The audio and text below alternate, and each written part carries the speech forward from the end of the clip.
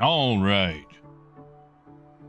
Good afternoon, everybody. It is a Tuesday.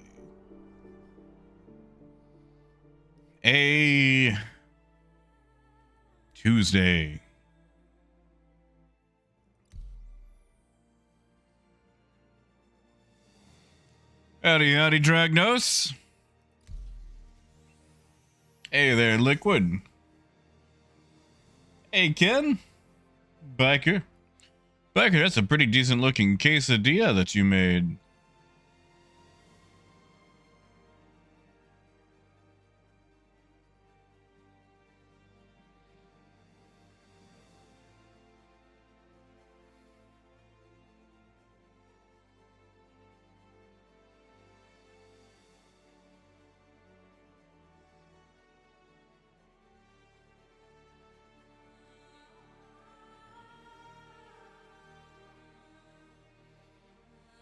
I think today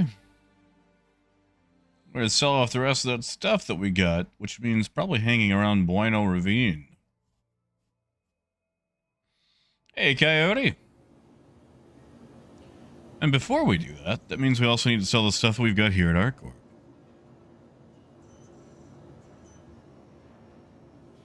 Oh, come, there we go. There we go. All right, yeah, attack is here. Good, good, goody, goody, good. Goody, goody, good drops.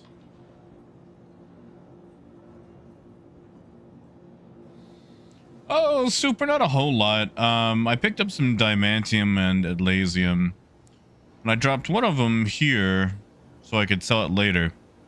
The other one I flew out to Bueno Ravine to sell, and I got it stored, but I wasn't able to sell it all because I take a very small amount. And we did run into an Idris with a railgun, but they were too late to steal our cargoes. They, in a huff, blew up the Caterpillar. Because that's what happens when you're impotent.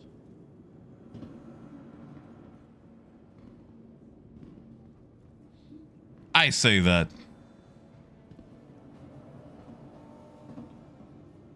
Their timing was off, that's all. Although I do feel like if you have like a floating city block in the sky, it should probably make some sound. Like I don't think it should be able to sneak up on.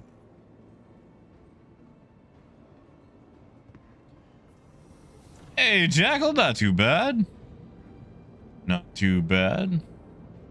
Trying to figure out character for this one-shot dungeon crawl I've got coming up this weekend for D&D. I'm probably just gonna rehash my warlock. That's it, Coyote. Yeah, Lester, I mean, deep down, I'm really just making fun of him because there was literally nothing I could do about the situation. Like, what am I gonna do against an Idris railgun when I'm not even in the ship, you know? So maybe I'm just sour grapesing the whole situation. And maybe I'm the whiny one.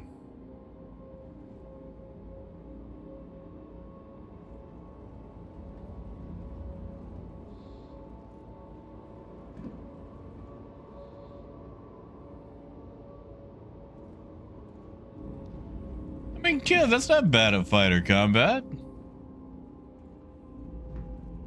Using the Corsair?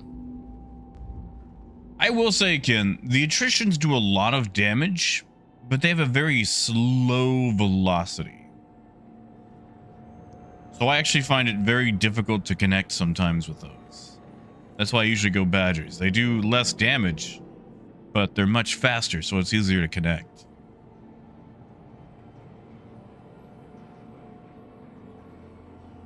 Well, sadly, Motherfig, Coyote, story-wise, doesn't matter too much for these, because it's just a dungeon crawl, so... No real backstory, character growth, it's more of, you know, if anything, exploring mechanics for higher-level characters.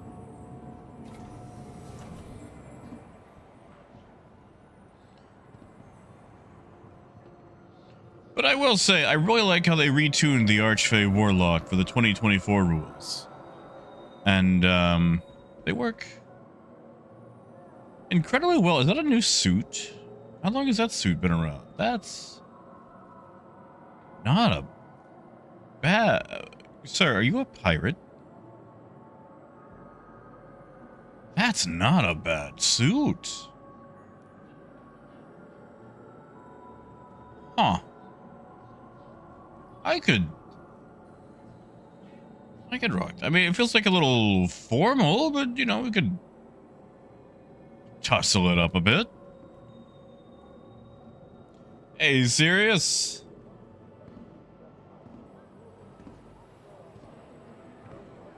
Biker, I swapped the jump drive on it. That's really about it. I would like some chunkier shielding, but I mean, it's not going to stop a railgun, you know? But hey, Bob, not too bad. We just got into it, so we'll see how it behaves.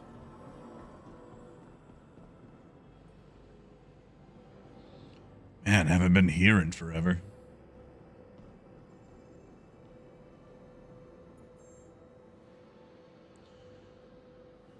Okay, and that makes sense with it taking longer with the ion. Because the marker's still off, right? You still have to compensate. Have they still not fixed that bug where you can't sell at your home location? Because that's not even showing that I have the Elysium here. I'm gonna have to take it to Lorville, aren't I? I am. That's awkward. Can't even... You know, I'm gonna start making New Babbage my primary residence. And then just move everything over to here. That's what I'll do. Because I want to be able to sell stuff here.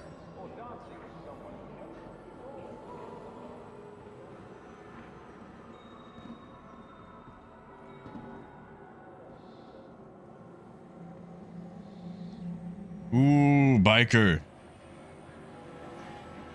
The caterpillar is nice. It is both ancient, awful to work with, and also wonderful.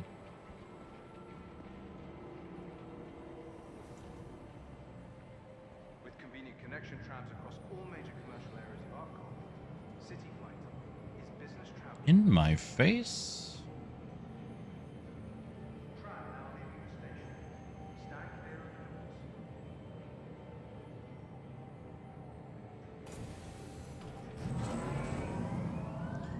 Yeah, you know, I think I prefer this backpack over the Caldera because, no lights on it. This way I can still be super loud and brightly colored without actually having lights to give me away.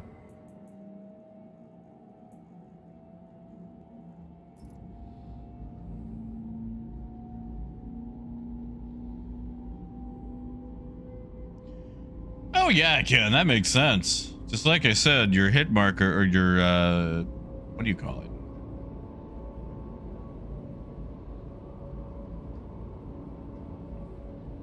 Your crosshair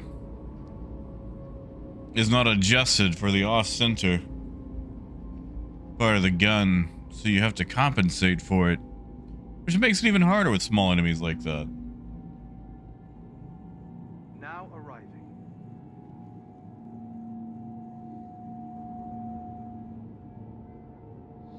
Hey, Phaedrus. And Dragnos, I mean, it's literally from the 2.0 days. The Caterpillar was released before boxes ever became a thing. At least SCU boxes. In fact, it was released 9 months before we ever got trading. The Caterpillar is literally older than trading. Integrated corporate parks offer amenities such as resource sharing and logistical pairing for our rental partners. Inquire today to learn how you can invest in making our corp your new home. I'm sorry, what do we have here? We've got a sniper rifle and... Yeah, runaway.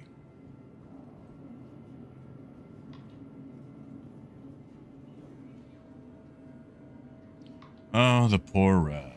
For the latest travel information. I mean, Ken, I think they should. They totally should. I don't care if your Gladius gets nuked by an ion. Maybe it should get out of the way.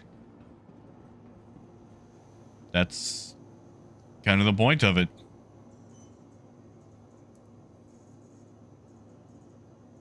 But no. Light fighters must have heavy persuasion.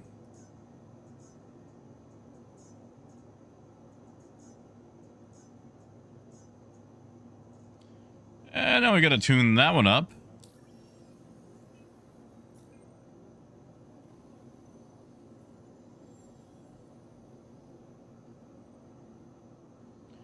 Well, how much of this cargo did I actually have?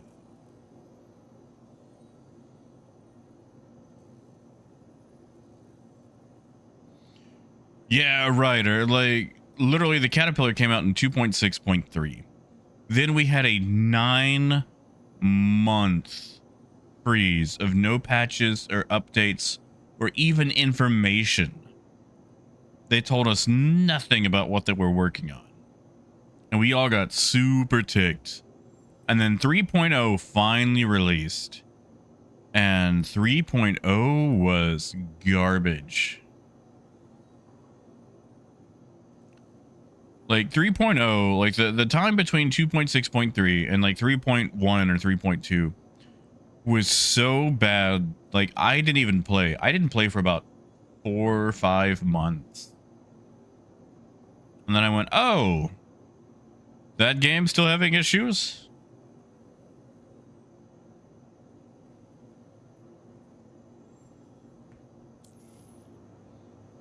Hey, Cabro. Am I saying that right? Sadly, Biker, no. The Ironclad is supposed to be first quarter next year. Why the heck do I have a Geo?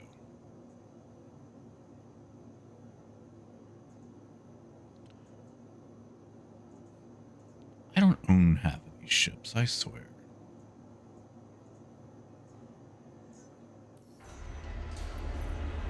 Hey, Barker.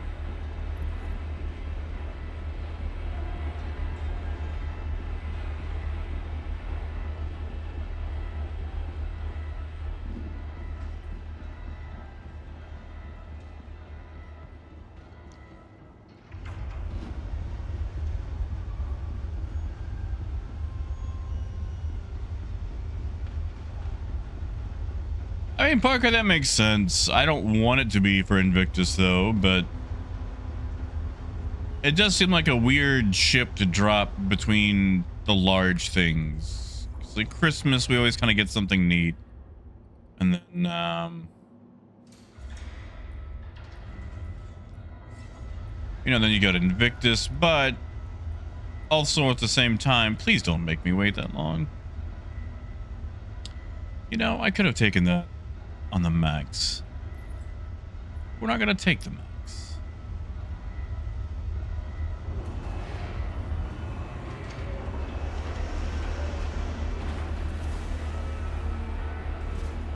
I think it was defunct for just the 1 year.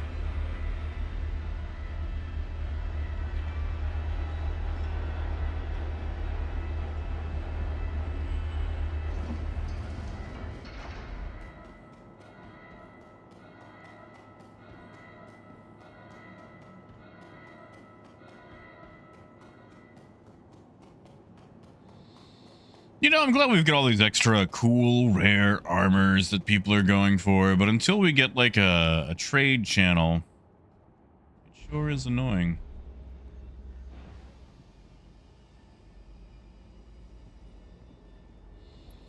Yeah, Rhino, collect anything cool? You know, I do kind of want to go do that again. I think maybe once I finish selling this stuff, we might do that. Dragnos, how do you feel about shooting things?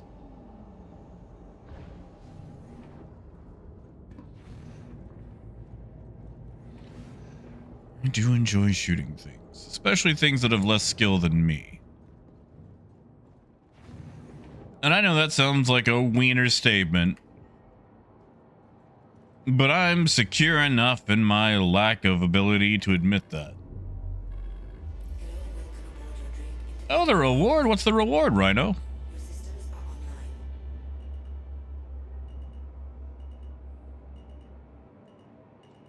Hey, Raven, it's been a minute. Oh, not too bad. All things considered, you know, we've got the medical updates, so respawning and massive boo-boos actually cost you something now, instead of just having infinite free healthcare. And by that, I mean, like, it costs resources. It's not like, you know, pay $50,000 or die. I mean, you know, you could still die, but now it costs med gel to use medical beds and vehicles.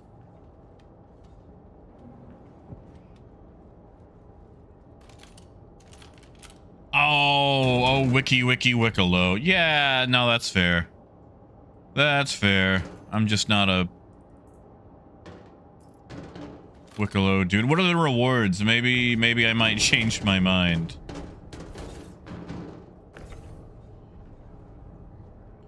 I hate that guy, though. He feels like a Chuck E. Cheese vendor, you know? It's like, oh, hey, you brought me all these things. Here's a spider ring and some Tootsie Rolls.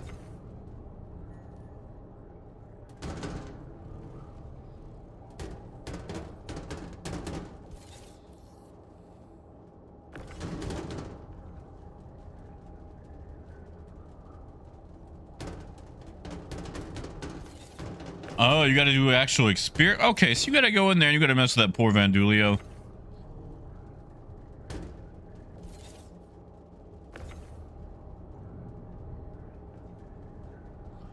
Yeah, the super tiny, like, wasn't even like the full size silly putty.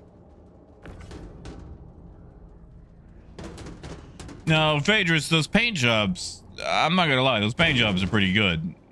I would do the same for the paint jobs.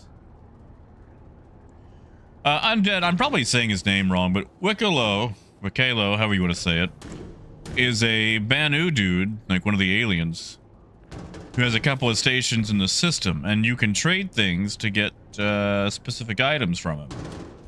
Like, you can trade for ships all the way up to a Polaris, and these ships have special paint jobs and components. You can also get certain armors from him. I want to say certain weapons. I don't mess with him.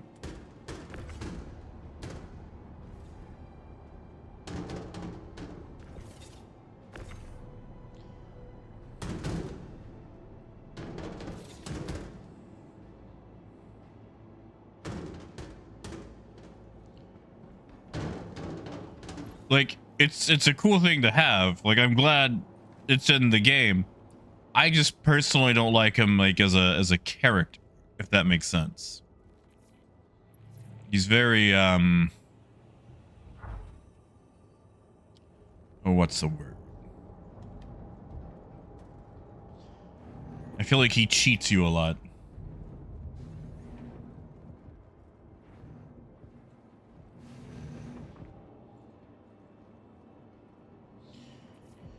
Oh yeah, Phaedrus, believe me, ask me how I know. Yeah, now the Onyx stuff is great, Rhino. I'm glad they're still tying it into him, so you can still get stuff from him. I just want non-Wicolo rewards.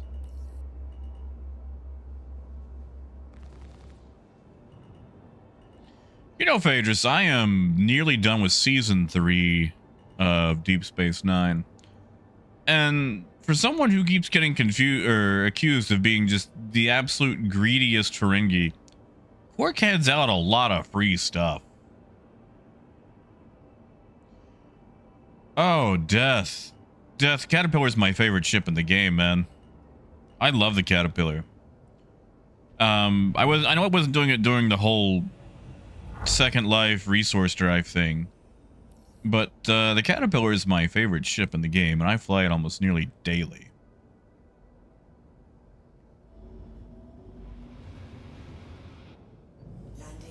Ooh. Rhino, what are the rewards?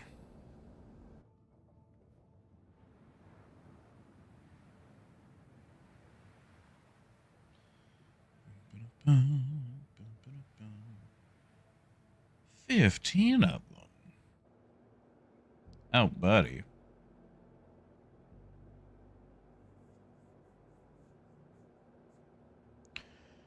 And Death, I will say that the caterpillar is... Oh.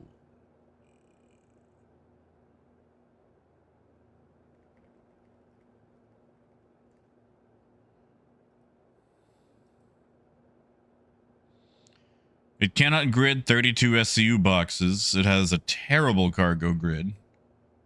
Not really good for transporting vehicles. Like, you can get a Nursa into it, but it's awkward.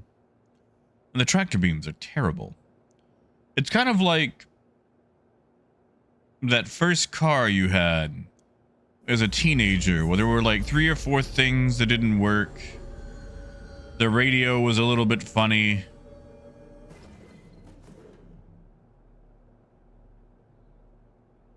And yet, through it all, you loved it.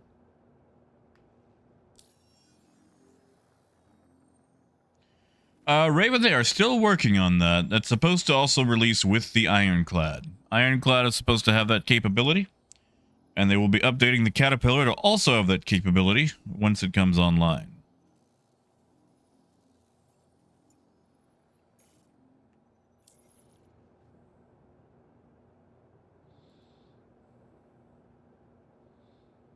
It's just going to be a minute. Like I said, probably first quarter of next year.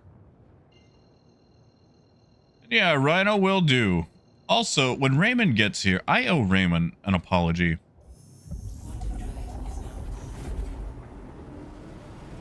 Because yesterday he told me that he had a birthday over the weekend, and I got squirreled and distracted, and we didn't sing happy birthday for him. And I feel awful about that.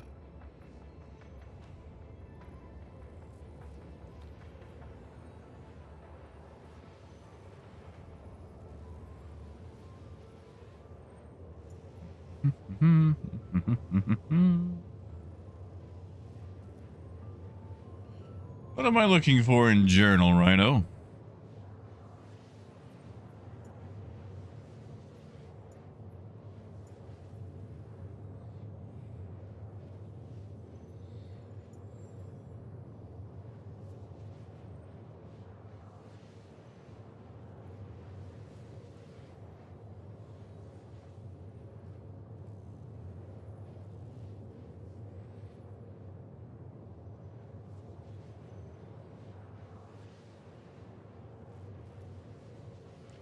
Yeah, Parker, that's what I want to know.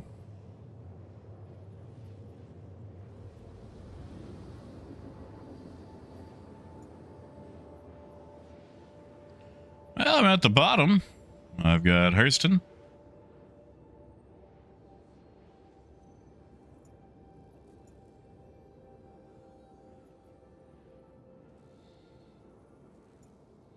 UE, Microtech, and ArtCorp.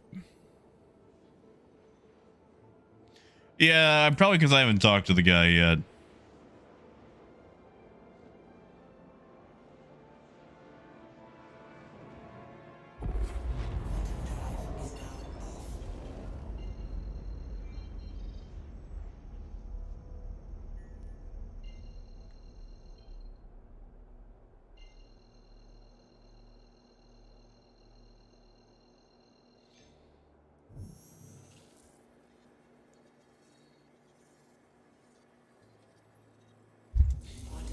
There he is. There's Raymond. Oh, Raymond, I'm sorry to hear it.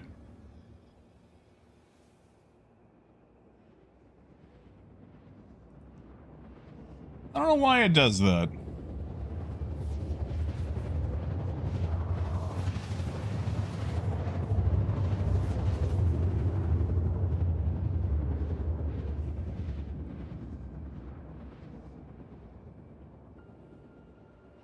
But Raymond, I owe you something from yesterday.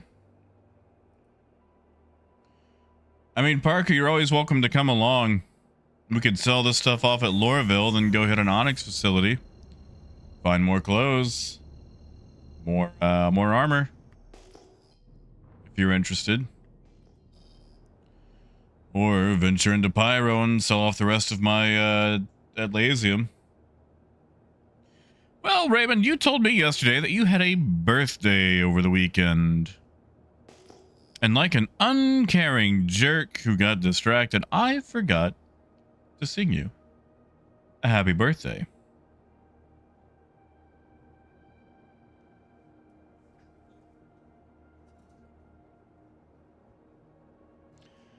I want to apologize for that because you told me and I forgot, and that's not what a good friend does. So without further ado, for those of you who know the words, jump on in. And for those of you who don't want to hear it, now is a good time to mute the stream for about the next minute. So let's all wish Raymond a very happy birthday. Happy birthday to you. Happy birthday to you. Happy birthday, dear Raymond. Happy birthday to you. Happy birthday, Raymond. Happy birthday indeed. I'm sorry we didn't get to celebrate it yesterday.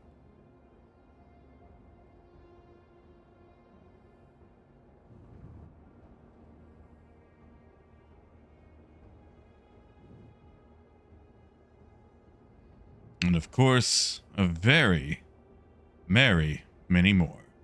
Warning, you are leaving a safe zone. Warning, you are leaving a safe zone. Bonk. Landing complete. All right, let me get just a little bit closer to the, what do we call this? The freight hole. The freight elevator. I can't do this in third person. How do people fly in third person?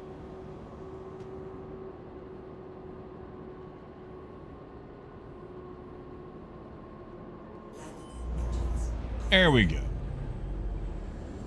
Oh, thank you, Cabro. But yeah, Parker, I'm gonna have to pick up some ammunition and stuff anyway up at Everest.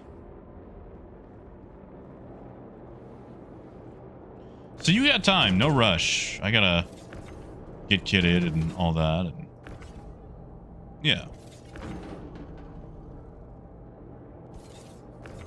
Oh, thank you, Rhino. I'll take a look.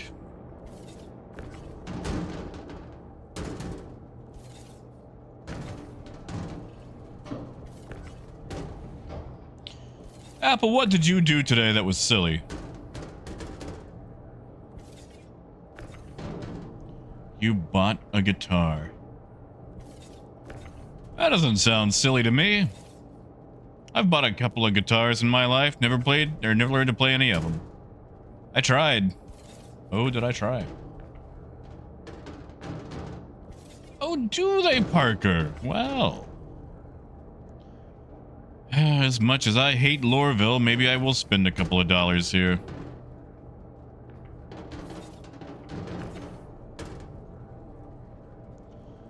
Yeah, tell us about this guitar.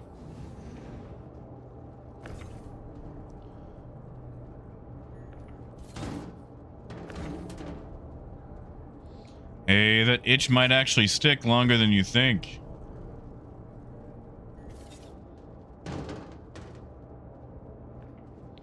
See, the cool thing about an instrument is, you can always come back to it. It's always there, and then you can tell yourself, yeah, I need to pick it up again. And you can totally do that.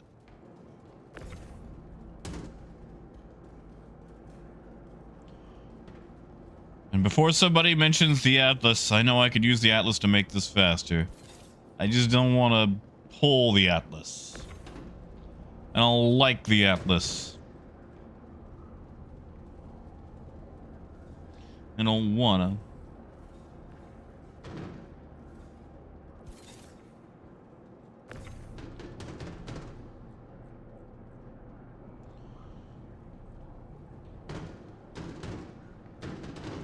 I actually need to find, I need to go to a music store and see if they have any broken instruments I can have. I am planning out my Halloween decorations for this year. And I've got a bunch of skeletons. And what I'm thinking is I'm just going to set up a Bluetooth speaker to play all my Halloween music come Halloween. But I would like a whole bunch of skeletons playing instruments.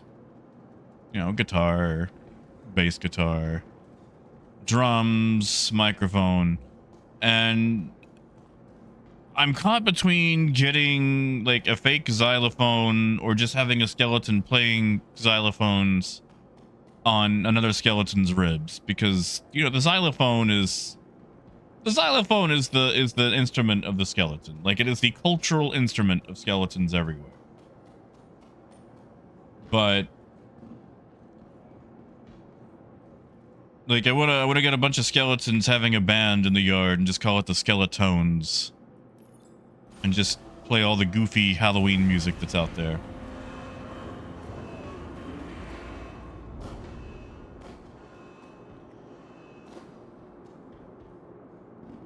You are welcome, Raymond.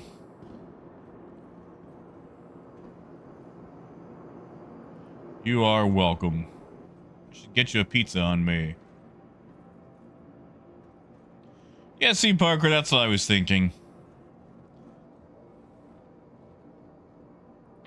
So yeah, I need to go by a couple of music stores. Like, hey man, you guys have any like busted out guitars, drum sets? Like, I know I could probably make some fake ones, but I'm not very good at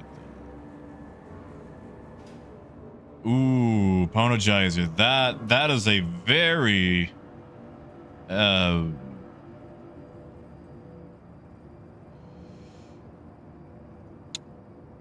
it depends on what you're hauling, man. I prefer the Caterpillar. However, I'm going to be objective and say the Caterpillar is not the best hauler. The C2 is the better hauler versus the Caterpillar in terms of raw cargo capacity. You can also get lots of 32 SCU boxes into it. Past that, you know, there's always the Hull C, but the Hull C does have its problems.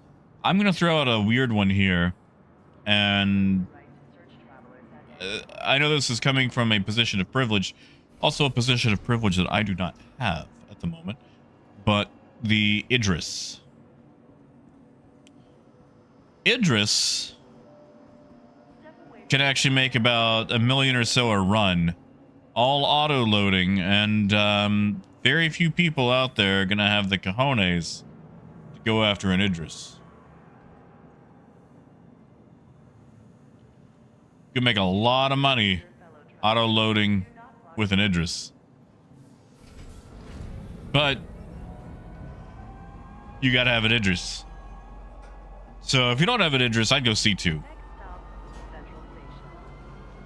And that is true, Phaedra. C2 sucks at outposts. It's better for station-to-station trading, which you can actually do fairly easy in Pyro. Polaris is good too, Wolf. Polaris can make money. Also good for station-to-station trading in Pyro.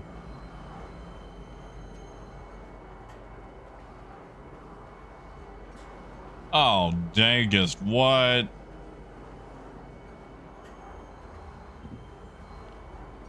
Do you guys remember those, like... I don't think they were stoner commercials. It was like the dude saying, like, dude, you're getting a Dell.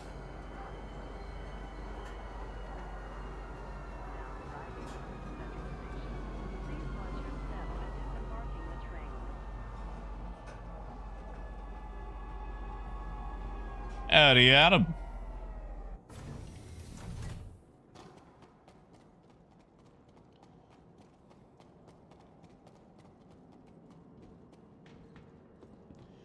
I'm trying to remember what the guitar was that I had. I think it was a Dean Deceiver. Is that right? I don't think that's right. And I got stolen out of my car one night. Which honestly was probably for the best. I wasn't doing a whole lot with it at the time. I was taking it somewhere, but I had bought it as an excuse to play Rocksmith. I never got pretty far. Okay, so they were okay. I feel better now. Like, I was still young back then, you know. I was. What year did those come out? All right, something better recognize my cargo.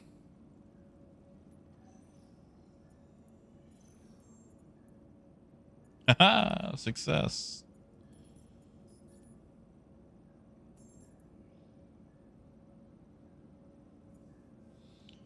No, Raymond, I did not. Tell us more.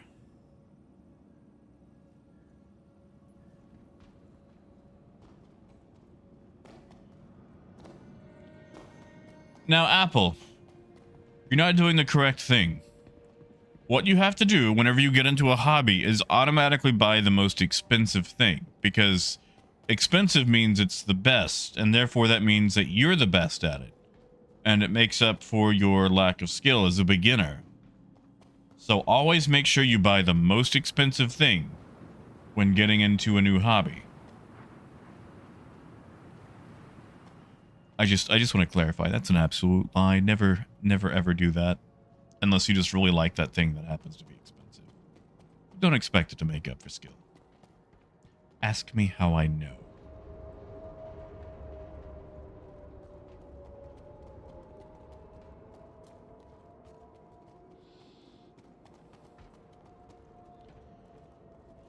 Well, Apple, you're holding it wrong.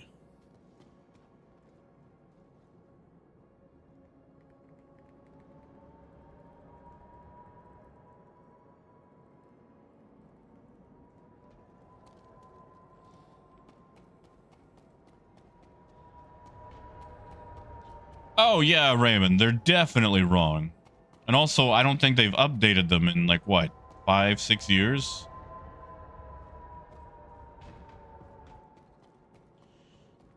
Yeah, Apple, of course. Now, that is named after Toki Wartooth, right? Bye, Dragnos.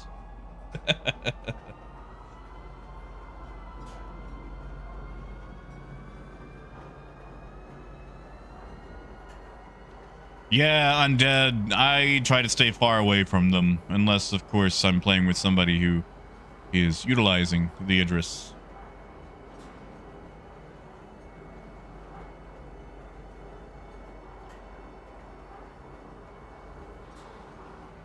Yeah, Rhino?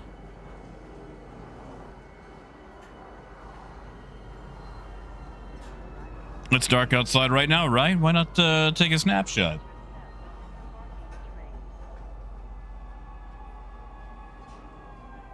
Or attempting to trespass on train tracks is a serious and dangerous offense.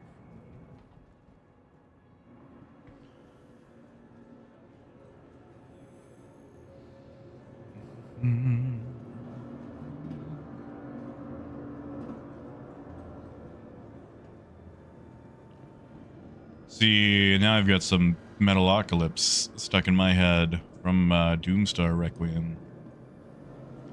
I never really got to watch a lot of Metalocalypse, but I listened to it.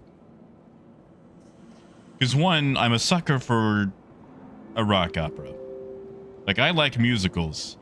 But you sell me on a rock opera and oh my god, I am sold. Now, where do I buy stuff?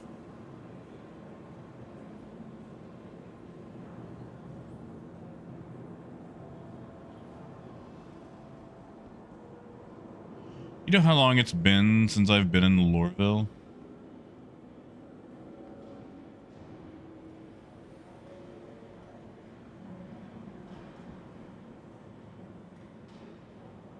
Oh, Rhino, if it's not that simple, tell me more about it. Let's explore the profession in depth so you can rekindle your passion for it.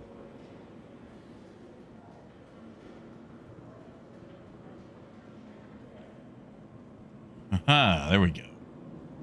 All right, so we take a left. And it's, there you are. There you are.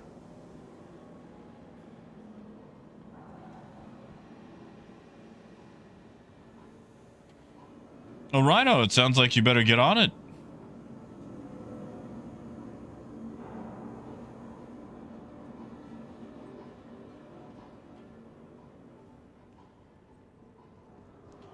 I remember we used to spend so long trying to get this door to work.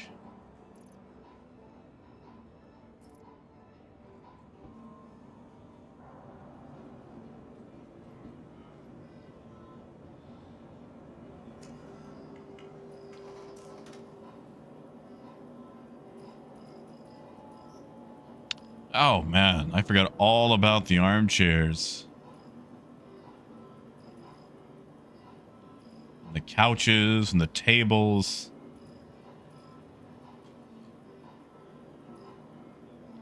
Forgot all about those.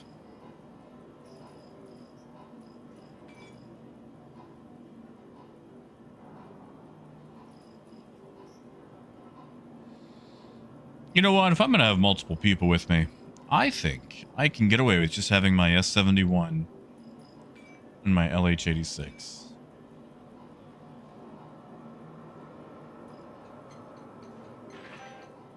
I was Raymond. I know it's going to sound really silly, Raymond, but I make it a point to avoid buying things inside Lorville at all costs.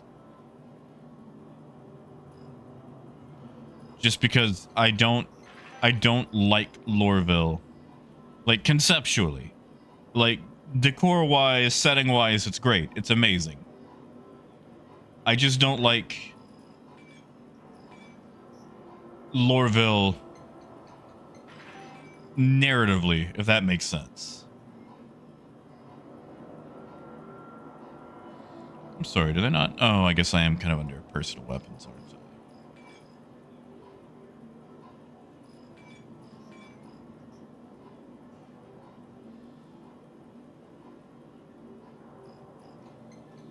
I do need to take meds. Good call, Ken. Good call.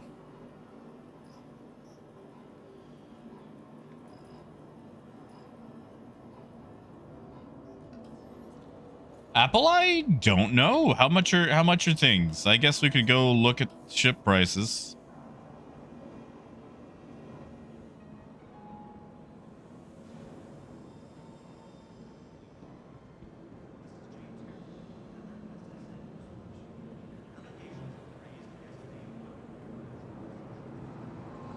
And I see that I need to hydrate.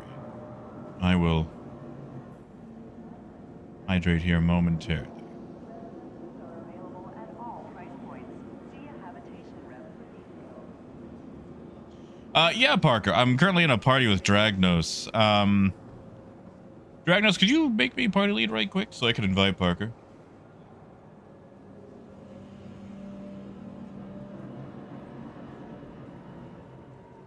Yeah, Undead. Like, New Babs is basically an Apple store. I could also be biased because I'm a big fan of Cyberpunk. And ArtCorp has that kind of grungy Cyberpunk vibe without being Lorville. It's like, it's dystopian, but we also have neon signs. And the neon signs make it better. If that makes sense. It's like, I can be depressed, but I'm still gonna have fun in a pretty place.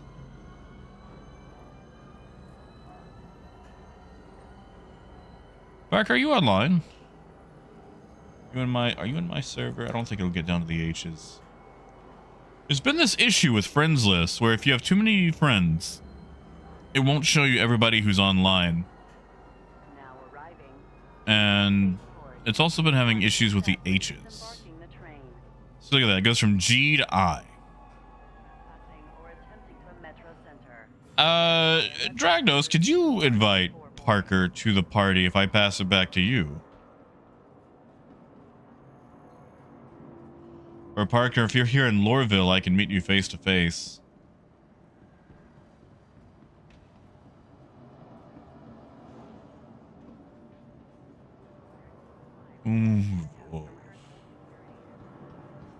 Right, I see things.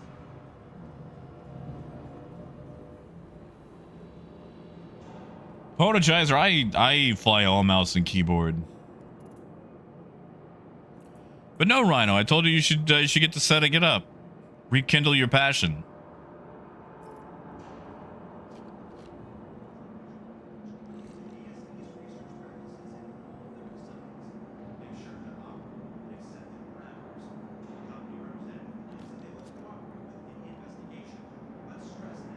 Although, since this is Lorville, I will litter.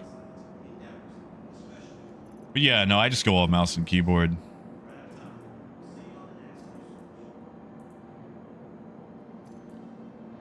Oh, Rhino, if you post a link, YouTube hides it. Even I can't see it. You can see it, but nobody else can. So it totally looks like other people can see it. You'll have to post it in Discord, unless you posted it there again. That is true. I'm also overwhelmingly left-handed, which is one of the reasons I haven't invested in sticks.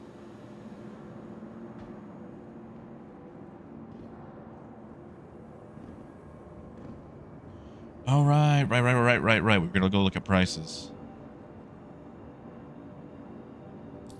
And let me make Dragnos party lead so you can try to get you in here, Parker. Wait, hold on. If that's Parker right there, maybe that'll do it. Invite to party. Hold on. Did that say send friend request? But you are my friend.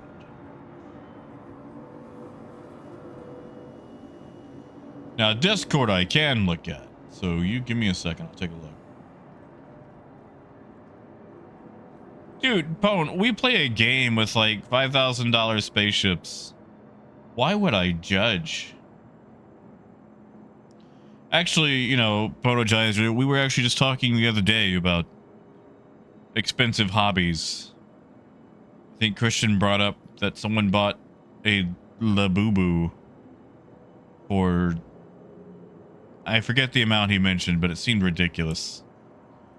Okay, I know that a Carrack was 26 million and some change. And those are made by Anvil, so maybe I should select the right one. I'm sorry, did they move the Carrack? Is it no longer...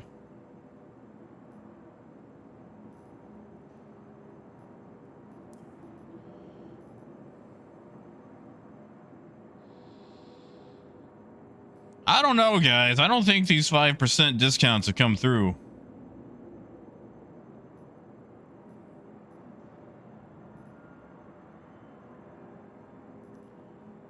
Oh, I know how alcohol can get. Yeah, Cutlass Black is still 2.1 million. Them prices haven't gone down. That must be in a far future thing after they make a committee.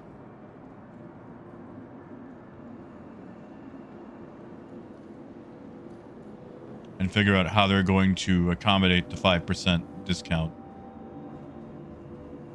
Yeah, Death. So whoever won the good God, the Lorville thing, whoever won that would be having or offering a 5% planet-wide discount.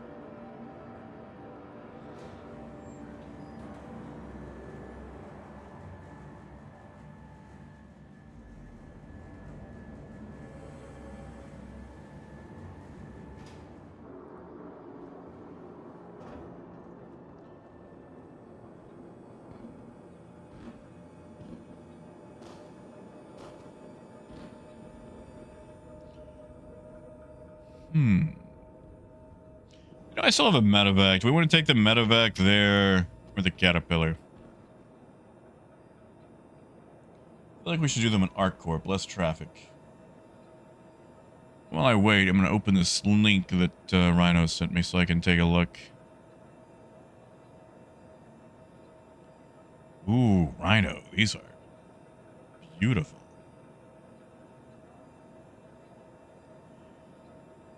And you're telling me you fell out of love with doing this? Come on, man. You gotta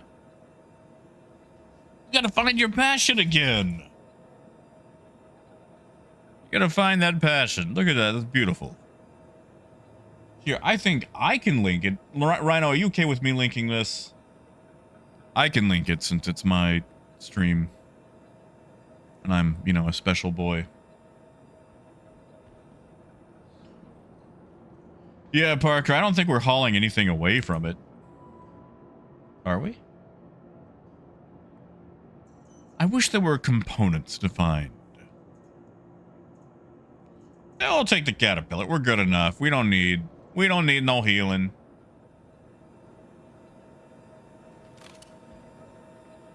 Yeah, here, I'll drop this. You guys can see Rhino's imagery.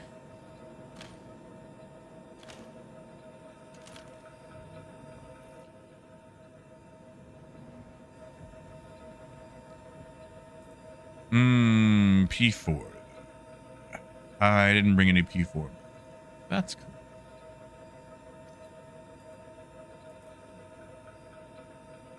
That's cool.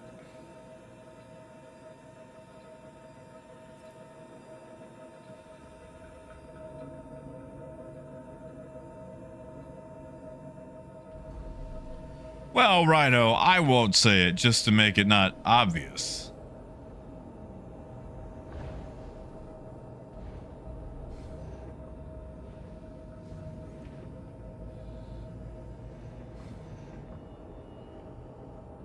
Oh, Gideon, I'm sorry. Yeah, like, there's like, what, 10 per planetary area? But the thing is, since they're new, everybody's going to be doing them.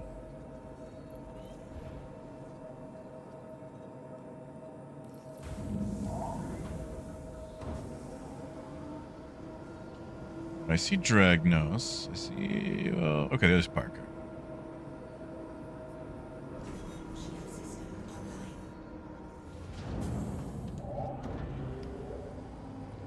But more people to find passions for their old hobbies.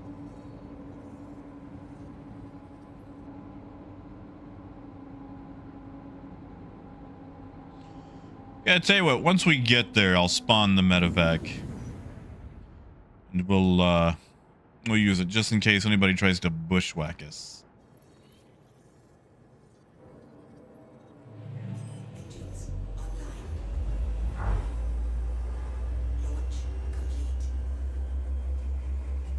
That's not what the doors were supposed to do. Okay, good.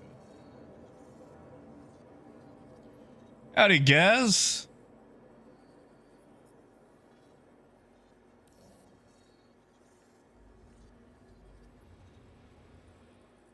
Landing gear up. Ooh, Adam, I am sorry.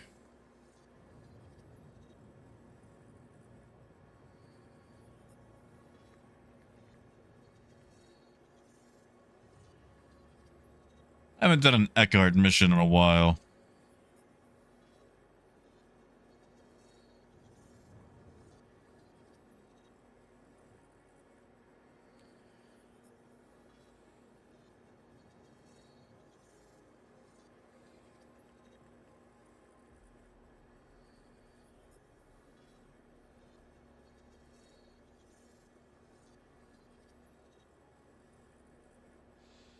I mean, Coyote, your place would be good for it. I'm gonna talk about a place with, like, no light pollution.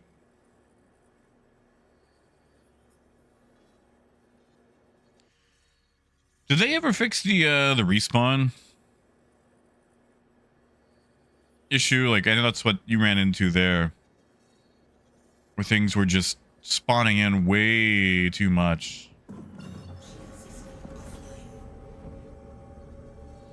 Hey, Arcurius. Well, I was here. I don't remember when, but I was here.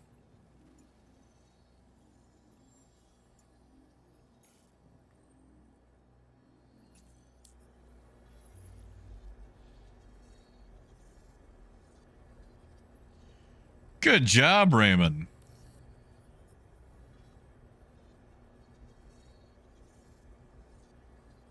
Snipe the unbelievers. See, Luna, not my fault. Not my fault. I can't help it if YouTube doesn't, you know, want me.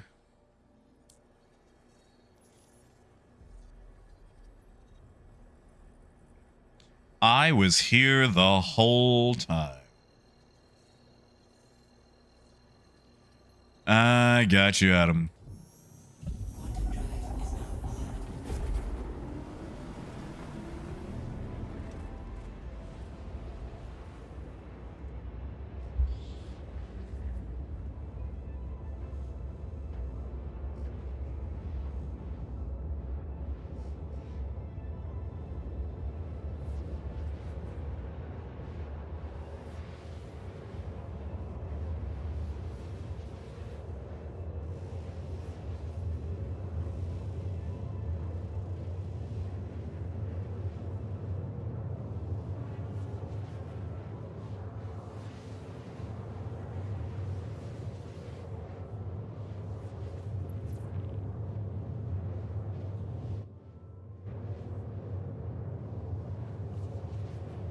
Well, Adam, you want to make some serious dollary dues?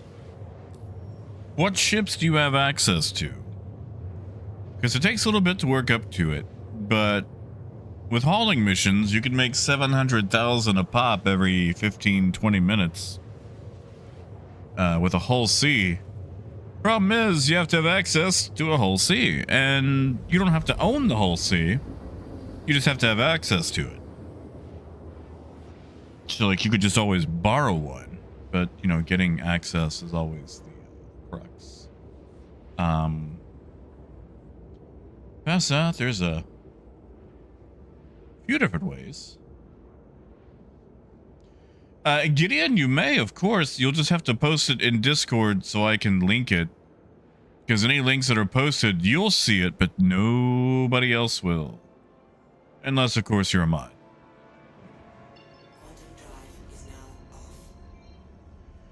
Yeah, Luna, we sold off the stuff that we had yesterday because I had it stored at ArtCorp, but I forgot they still have that bug where you cannot sell stuff at your primary residence, which is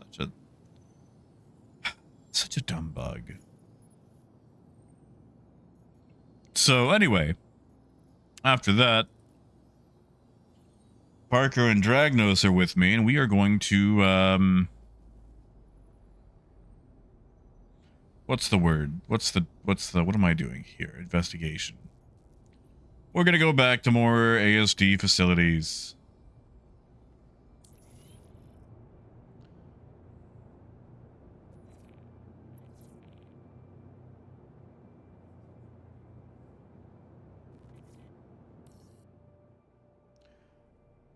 Give me a second, Gideon. I'll have to tiny URL it then. Give me one moment. Did we get to tiny URL? Because Discord always makes super long links.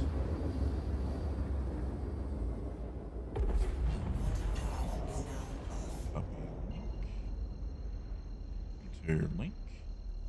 Shorten link. Copy link. There we go. This one is from Gideon. Sorry, Gideon. I can pronounce things.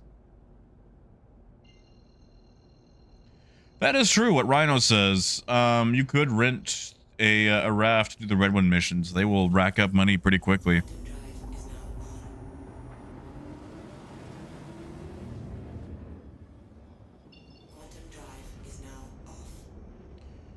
You can make money in combat too.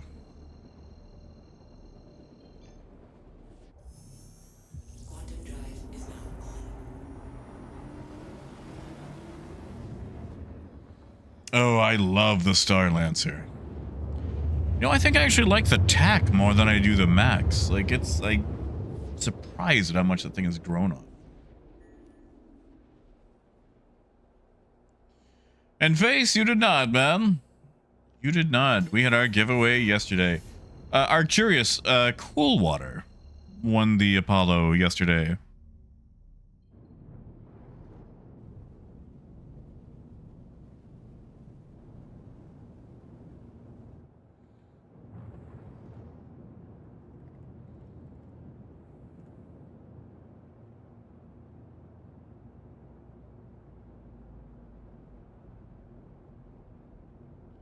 Oh, it didn't pay out.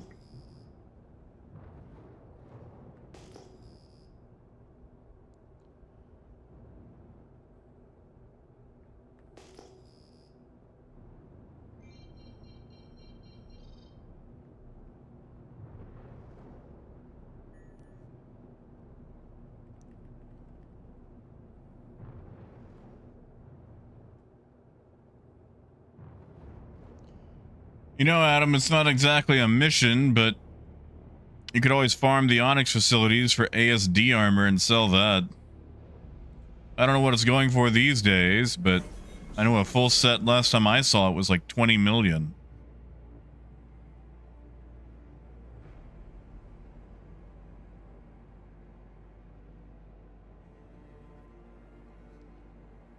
Face, I have not heard of it. Or if I have, I've forgotten all about it. So maybe? You'll have to tell me more.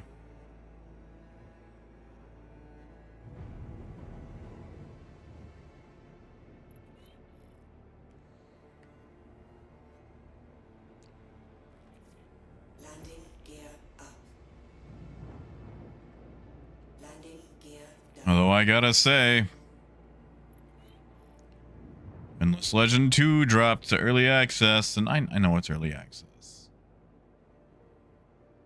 But Amplitude has many a game under their belt.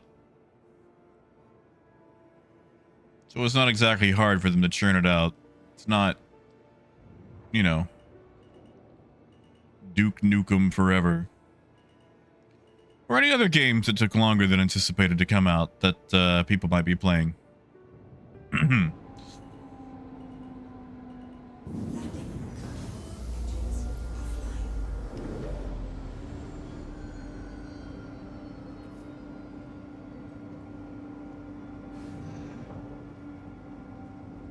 So, Adam, it's at the Onyx facilities. It'll be the mission under investigation whenever you are in Stanton.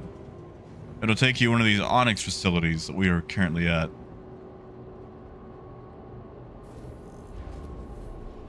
And stims. There's actually a nice little place, I think Mike L4 it is, that buys a lot of stims. Don't have to worry about spending time waiting for them to rotate back in for demand. Everybody off the... Okay, yes they are. Yeah, stims can make good money.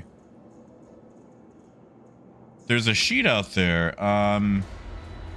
Do exclamation spreadsheet, I think? Hold on. Will that work?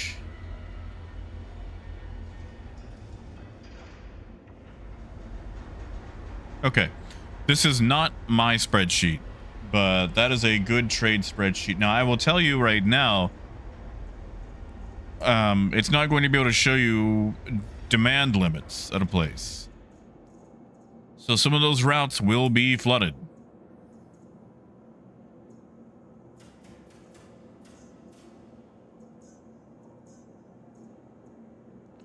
But it'll show you some things, and also some of those routes are stupid dangerous.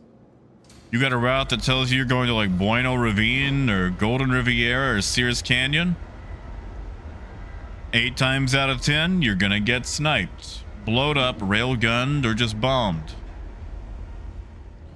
Or maybe just gunned down by semi-auto fire.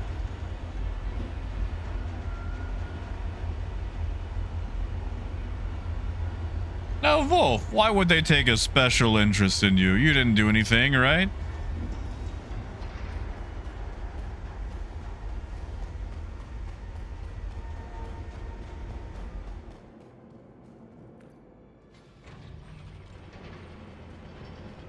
Rhino does have a point. Hauling right now is going to be better than trade when it comes to things like that.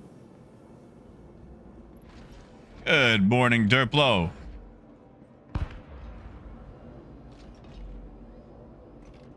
Well, that was a very interesting sound that I didn't like. Sounds like we might have company.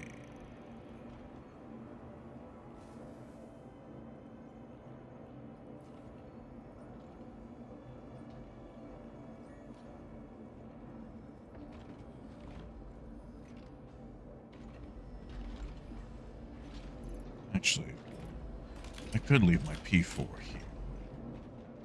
I know I've got ammo. Let's leave the max lift here. Got just enough ammo that if I need to swap to something full auto, I can. And I'd rather lose a max lift than that P4.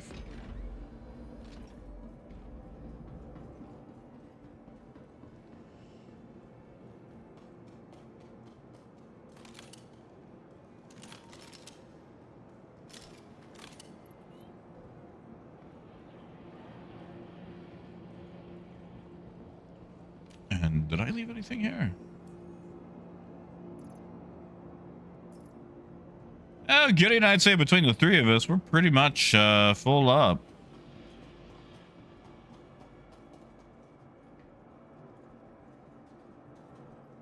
I mean, welcome to come along. We're basically just raiding for armor and whatnot.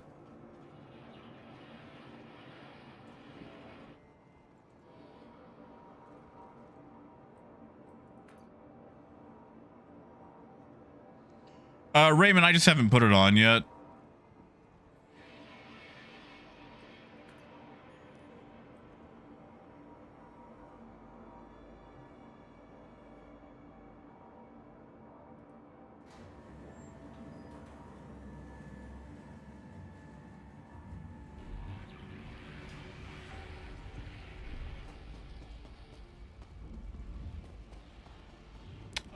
Gideon, what are the... What do you call this? One of the new places. I'll have to send you a friend or a party invite. Oh, and my list has actually been messed up, so I don't know if I'll be able to get that invite out. Luna, our next event is going to be October 4th. Once we establish a permanent place somewhere, we're going to make it, what do you call that, regular. But for the moment, it's for events. Getting one around to ArcCorp.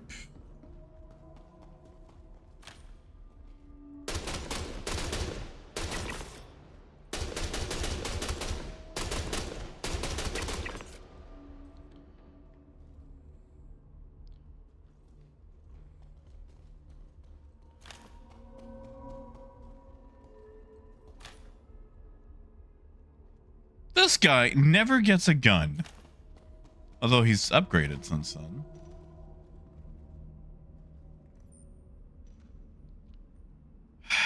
Man. I kind of want his look.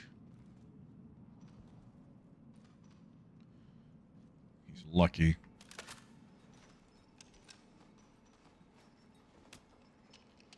How am I doing his dirty work, Sidith?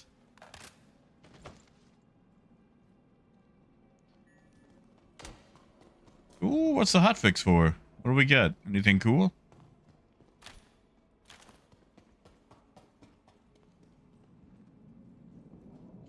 Yeah, and they've got some nice outfits in here.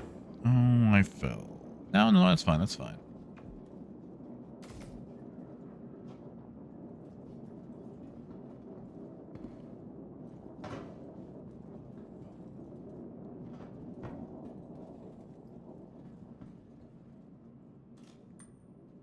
Shots.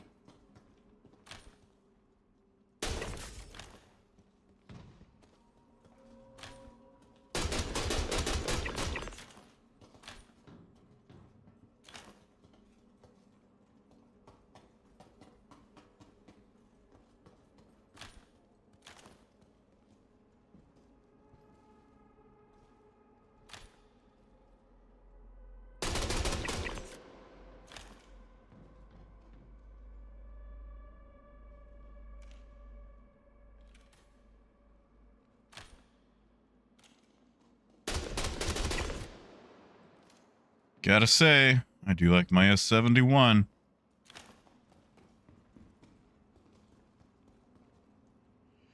Well, Luna, okay, so that one was it was a fixed event thing. I forget what it's called, but it's like a little craft store slash tiny store get together thing that happens once a month at this one specific location. I'll let you guys handle that one.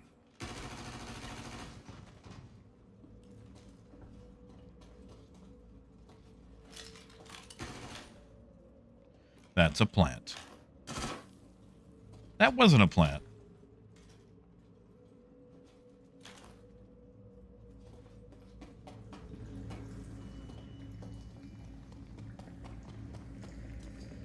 And I know, Rhino, I need to go right. I'm just checking, you know, boxes and all that.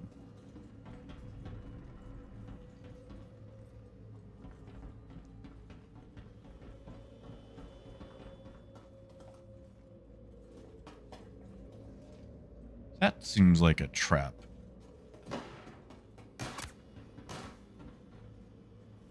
Excuse you?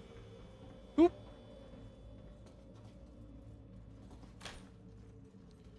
How did you shoot me?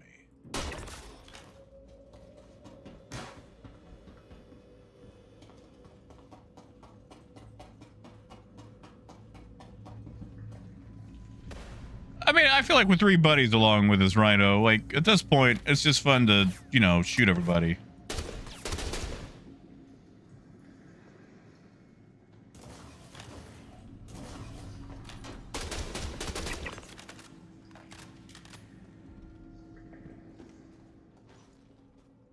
Well, this is awkward.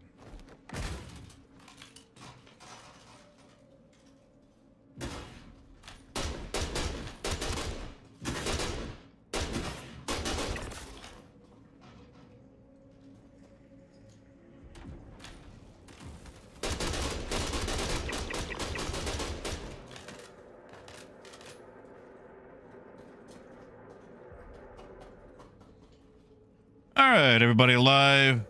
Everybody got the same amount of holes in them they started with.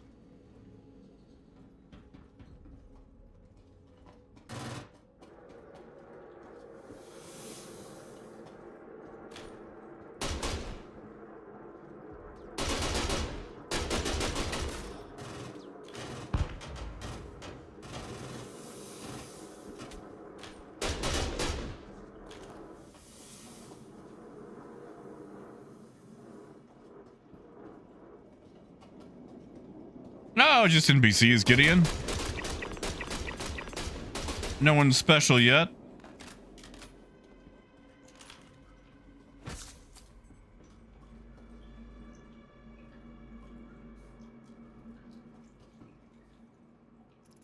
No, that would be nice though, Raymond.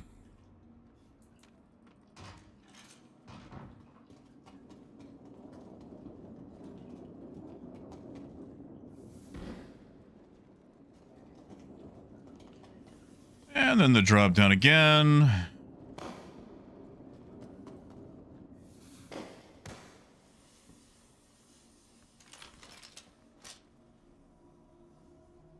That guy seems to be very aware.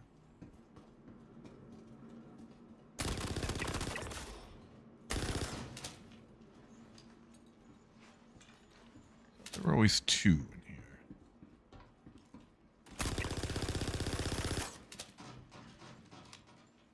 Sorry, Parker. Is that a red gallant? It is. I might take that.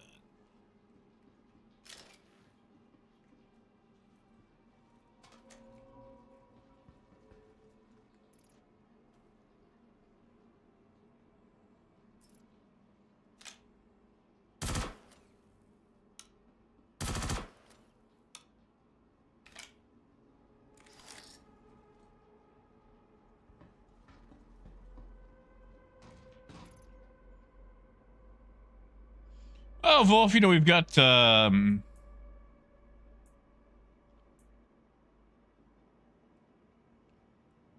laser pointer could be fun. If it, you know, works. Should also revisit the D'Amico. Yeah, Rhino, you like the Gallant, right?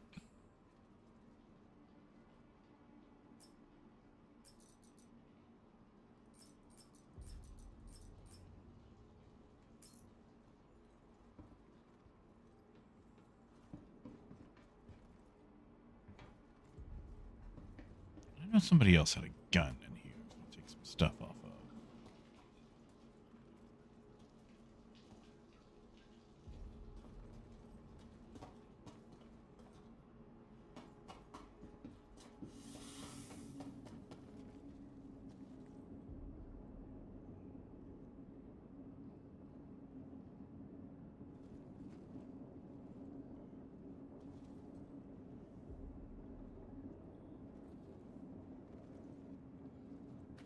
Yeah, Joe, it's where we're at currently.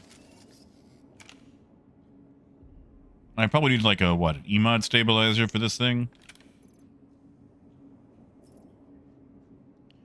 Where'd you go, Dragnos? Where you at? Wait, no, Dragnos is down here. Never mind.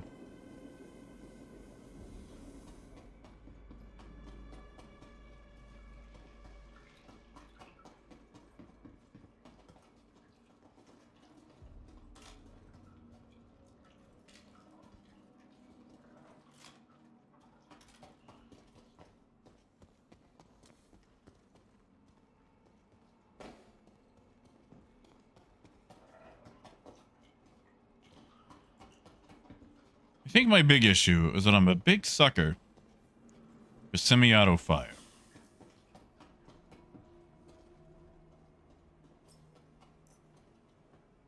Hey, whiteout. If anybody wants that. I'll take it for now, but...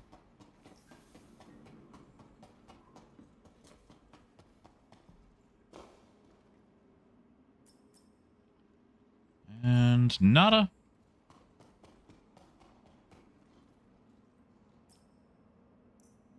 And a backpack. I'll be alright.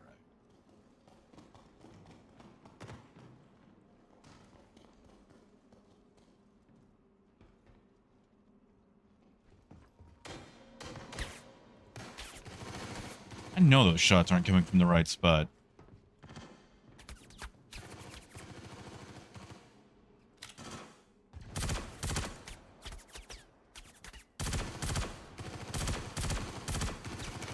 Yeah, let's go back to that until I get a...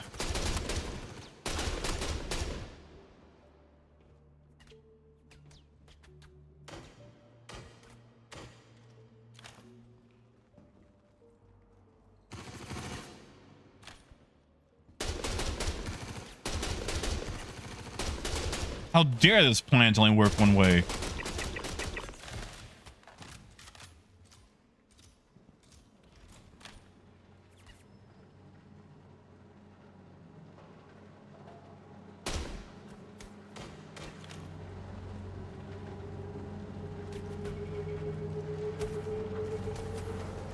But Joe, that's where I want to be. I'm doing the killing.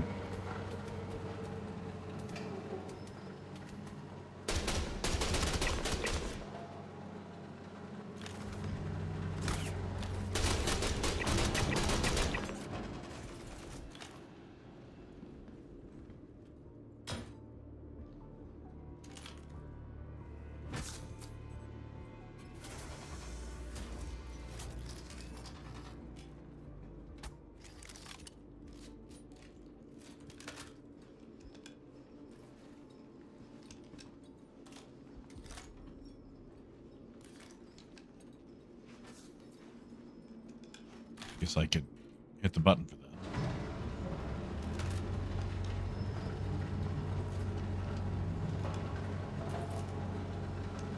No, Raymond. That's how you get them. If you're in the kill box, they think they're killing you, but actually you're killing them.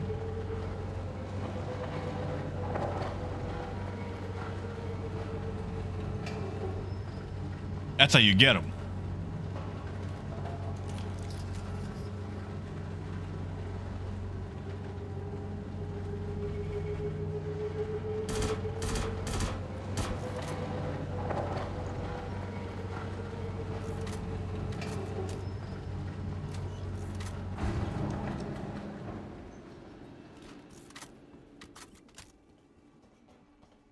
Oh, yeah.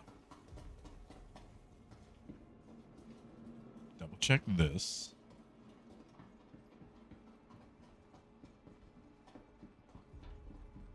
Okay, was there anything cool in here? Am I always missing stuff?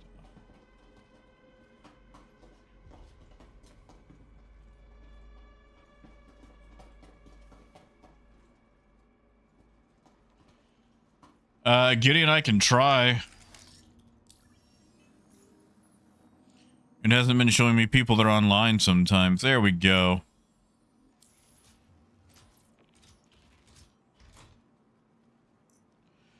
Where we're at, though, you're going to have to play a little bit of catch-up.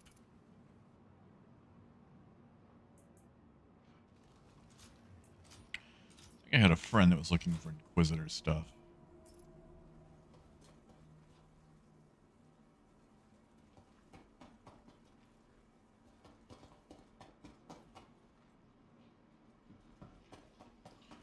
All right.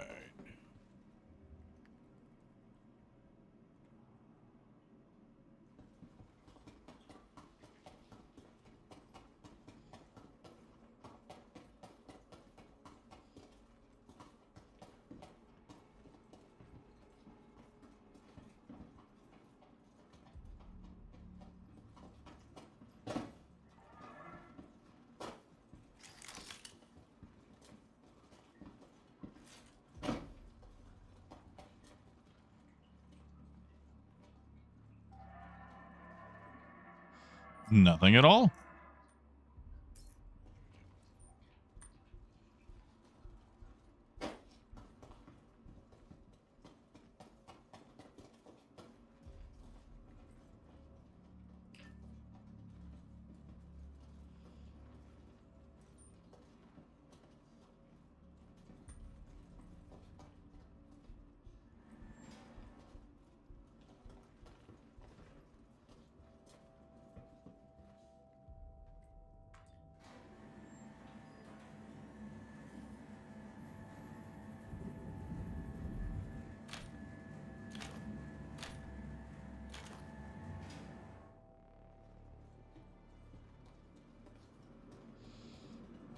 Now we can at least see where I'm pointing.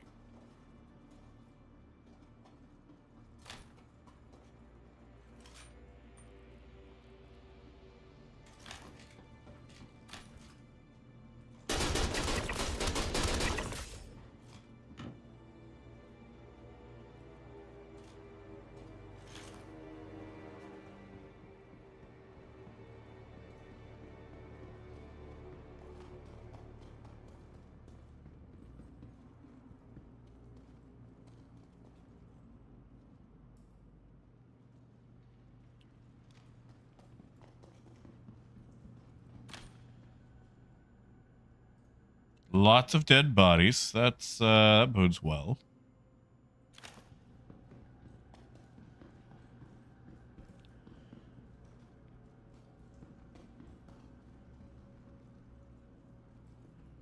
Who's going to have the stuff I'm going to steal? Who's got a 4 power?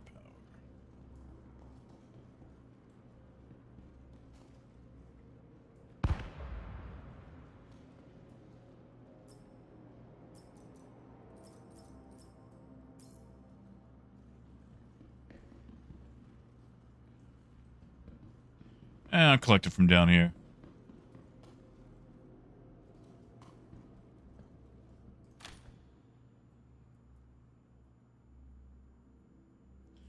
Is that guy? Oh, that guy's alive.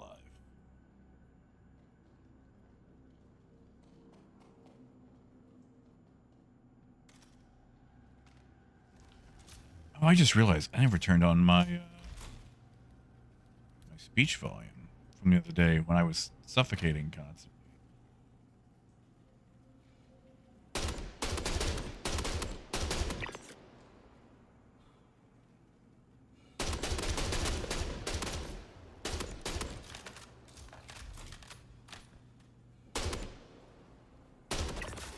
There we go.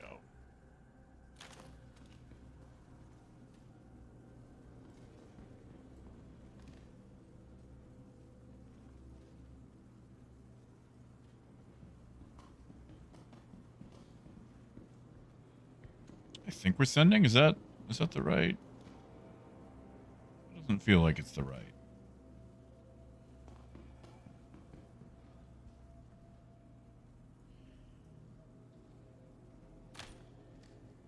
No, it hasn't reset yet.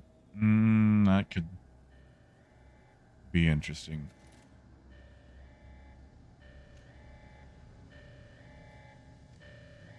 It might be on somebody's tail and not getting any equipment whatsoever. Unless we can catch up to them.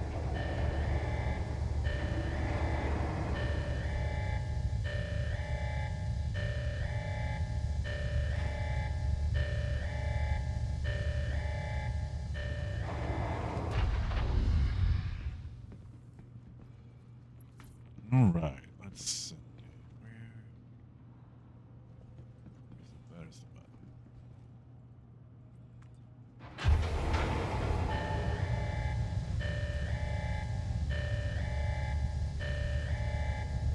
We lost Dragnos. Good luck, Dragnos.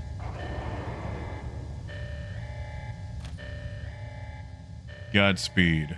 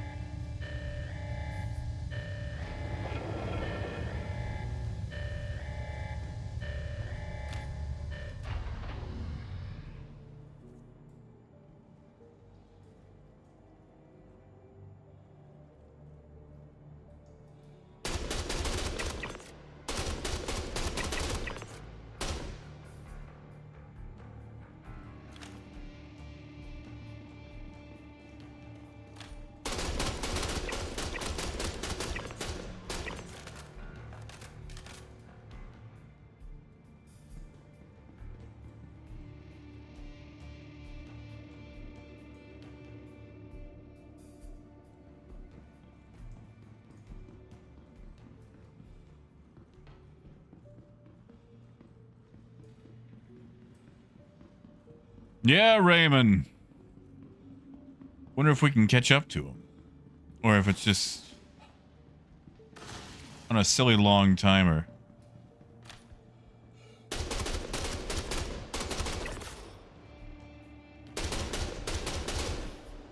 Wow, I missed all those shots.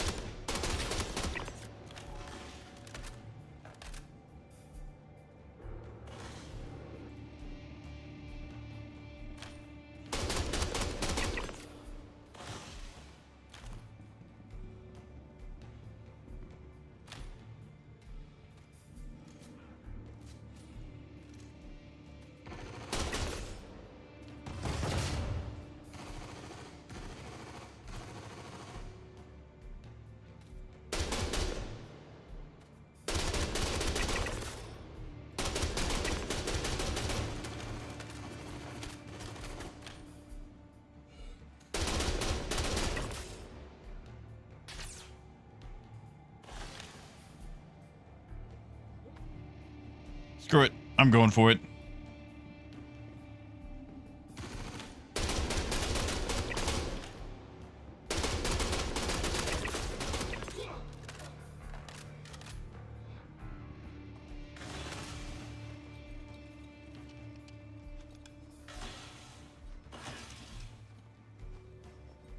I feel like that repool could be better.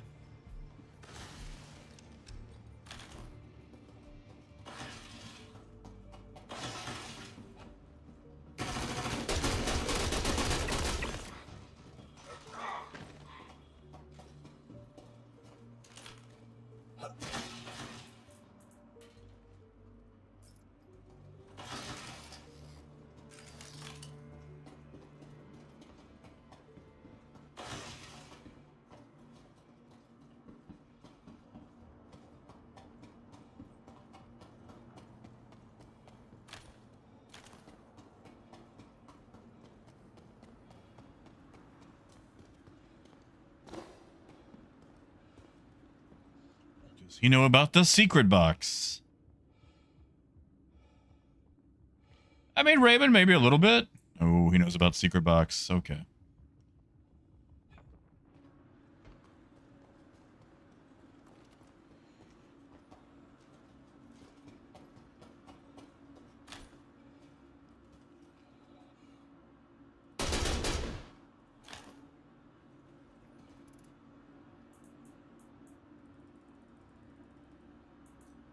And I sure hope that's Parker behind me.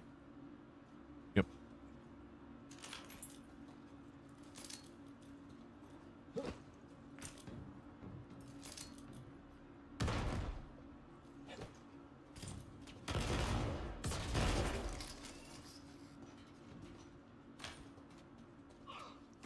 Why are my guns not firing? Why are my guns not firing?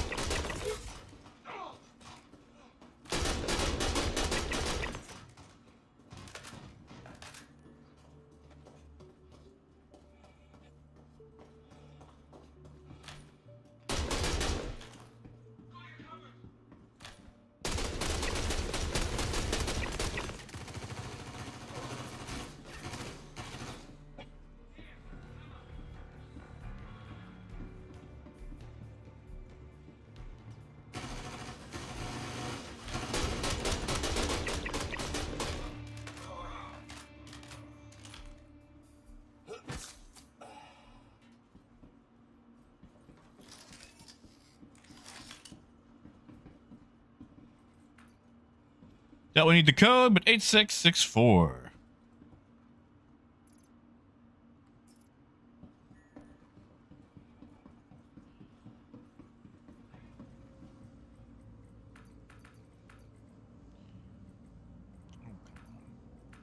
Well, Rhino, like I said, I'm pretty sure he's got them, so if we can catch up to him. I don't know who sent you here or why, but you will not interrupt. I do hear fire. This setback is a minor annoyance at best. I will not stop. That might be Parker, but being constrained and deterred by small minds with no vision. I will repeat this.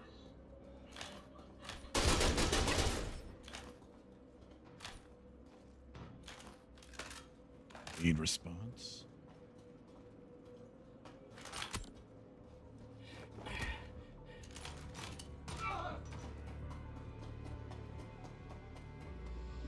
Parker, you need a med gun?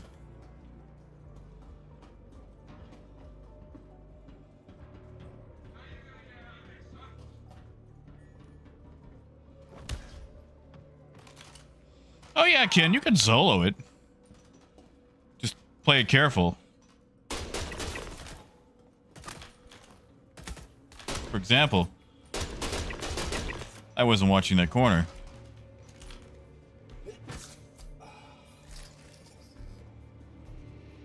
What do you think I care about humanity's ascension? I want cool clothes.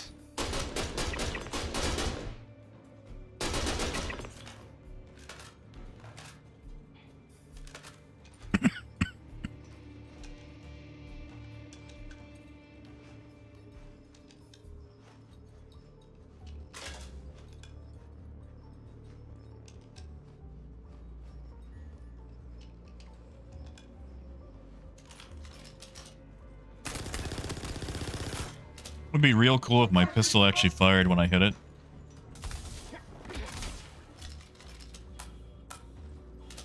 Not really sure how stepping on his foot made that work, but...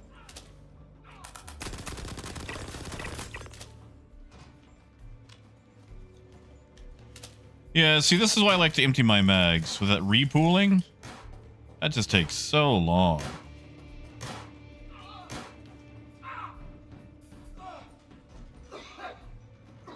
That guy.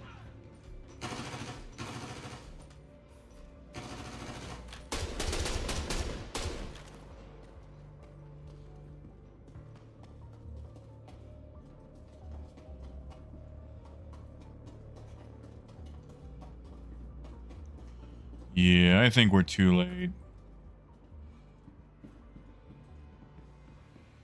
Unless that's our guy, which... No way. That's not our guy, is it? Maybe? No.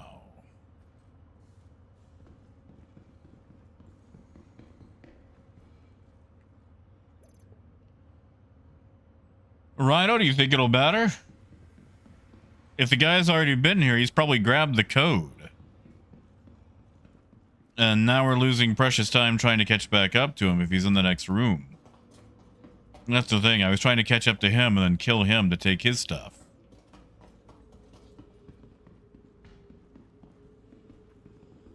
Honestly, Death, I think I'm faster than repooling. Repooling takes so long.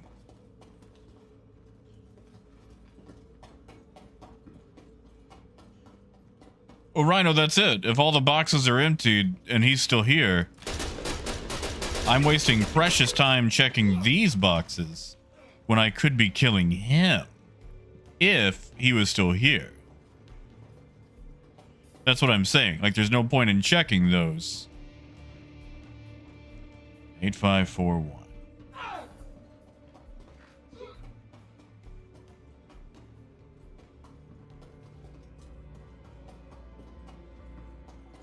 Because the thing is, I could catch up to him and then come back for this. Access granted.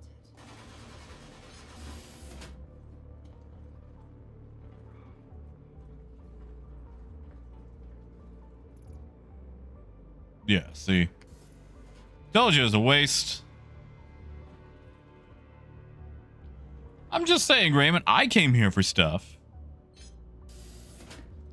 And if he has my stuff, I would like to take it back. I mean, we can always rerun it with Gideon. It might refresh by then.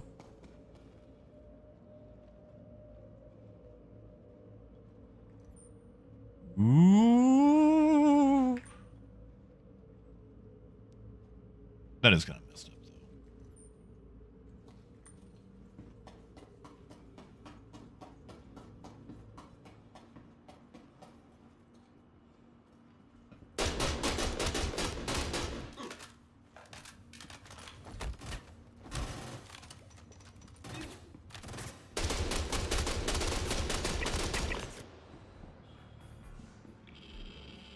Also, Parker, I apologize if I got in your way at all. I'm okay with soaking the bullet.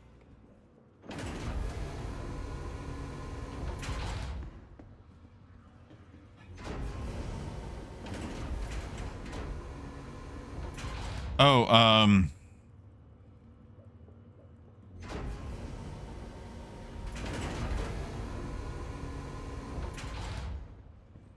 hold on, Parker.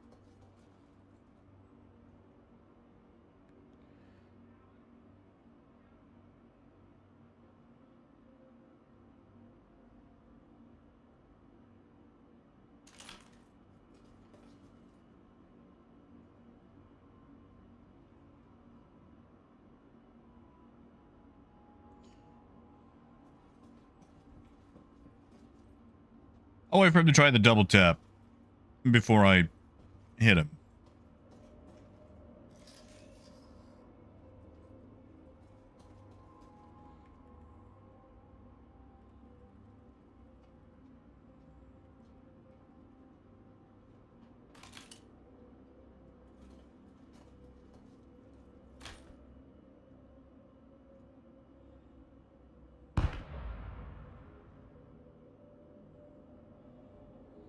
What an interesting sound.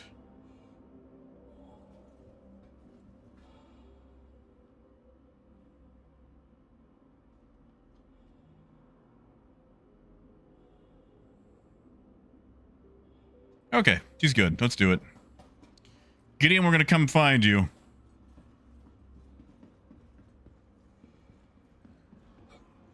Maybe this box is reset.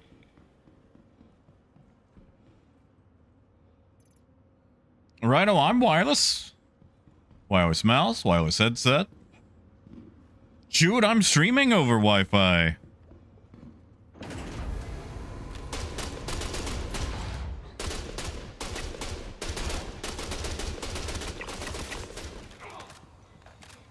You know, if they didn't jump around like clowns, and that one's on me.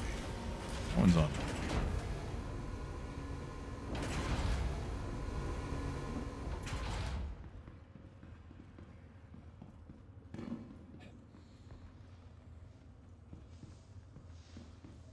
Which way do we send Gideon back to the research wing? Hey, that reset. Parker, you want this one? Want the smolder helmet? I've got it. Here, I'll take it with me for now. We can split this stuff up later.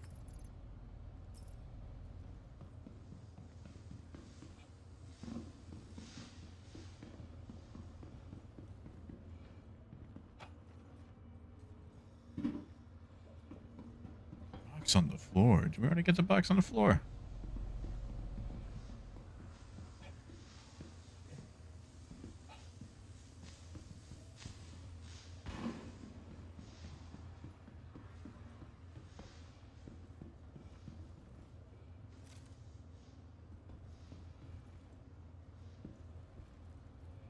Ah, gotcha, Rhino.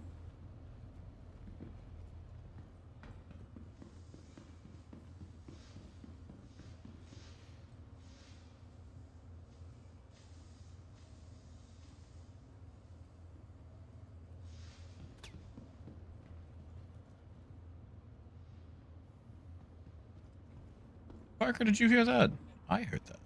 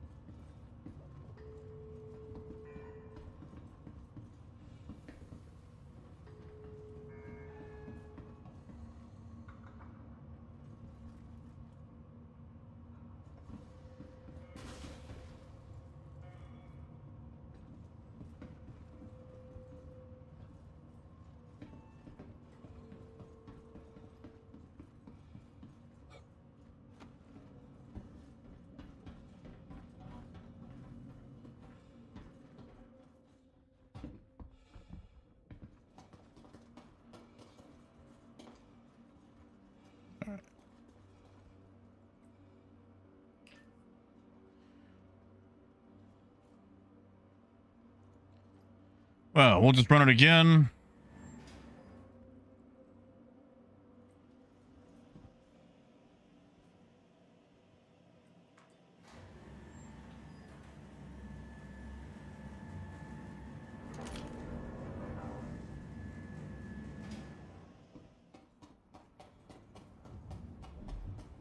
Actually, Gaz, yes, that's exactly what we're going to do.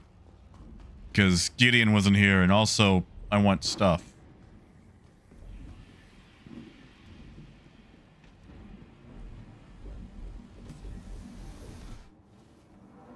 Gideon, you don't, or Rhino, you don't think it'll reset by the time we get back to it? I mean, that'll be like a good 30 minutes.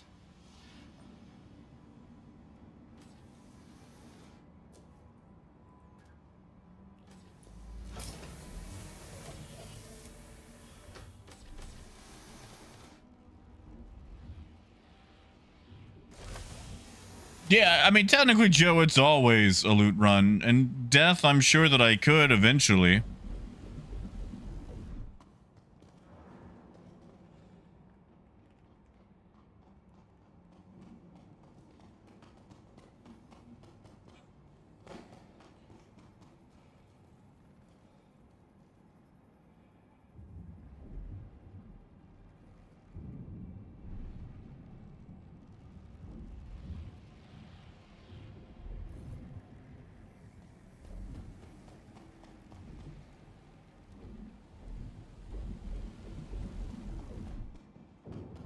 cheating.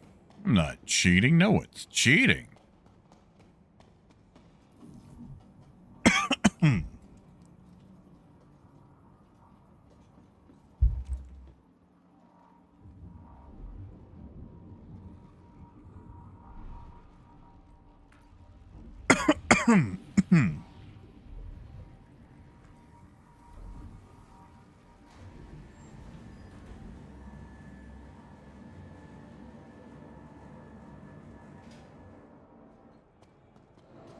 Yeah, Raymond, I really wanted to kill.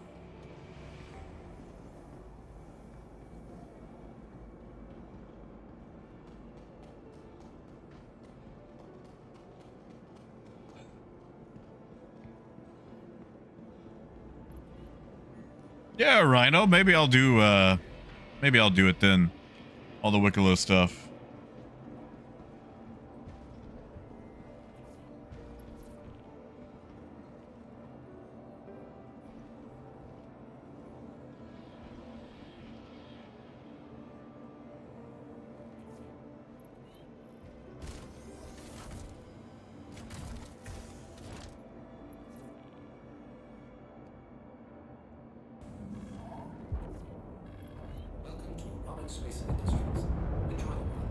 Oh, I do like puzzles. I'm not good at them.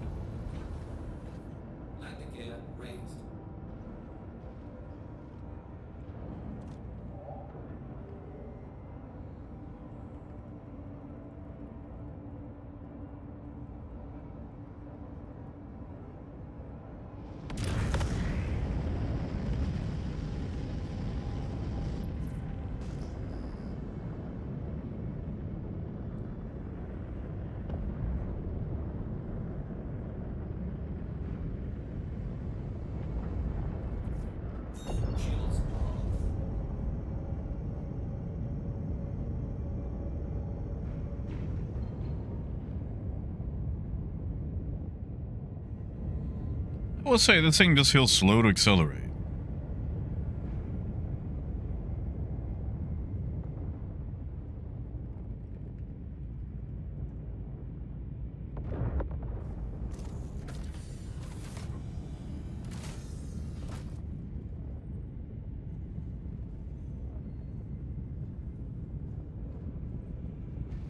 Gaz, unfortunately, I am doing both.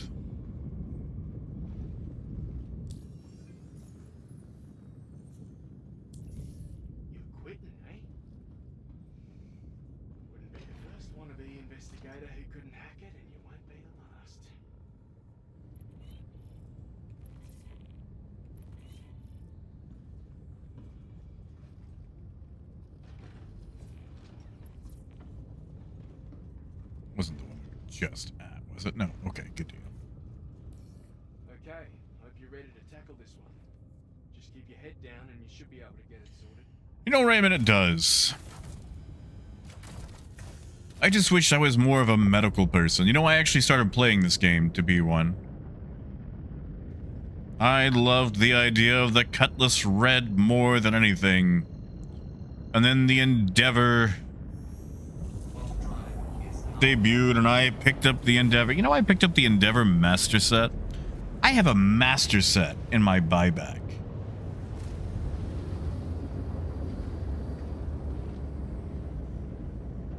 How long it's gonna be till we see that? Which is such a shame.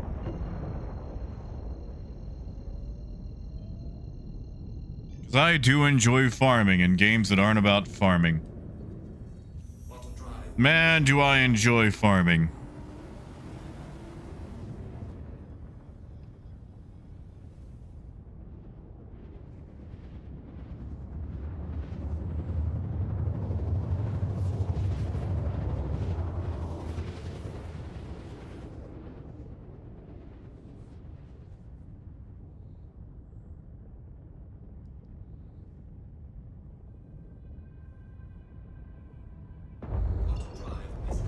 Yeah, Phaedrus.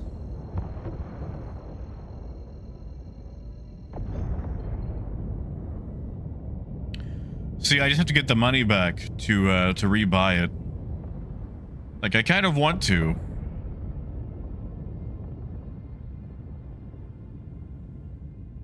Yeah, I guess that's the thing, man. I feel like I bought that. I did actually buy that 11 years ago.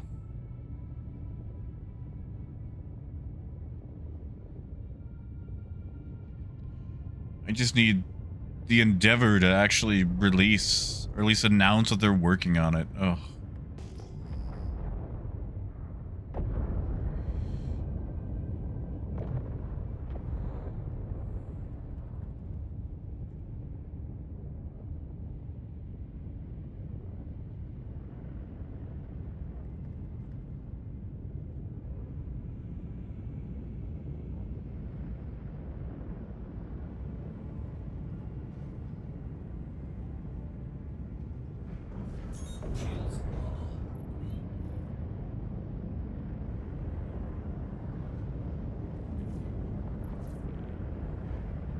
No idea, Raymond. No idea. Landing gear deployed.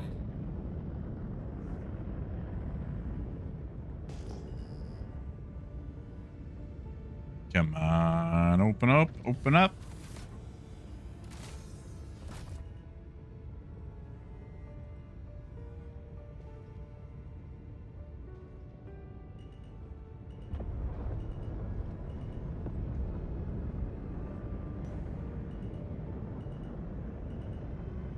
Landing complete. Engines are off.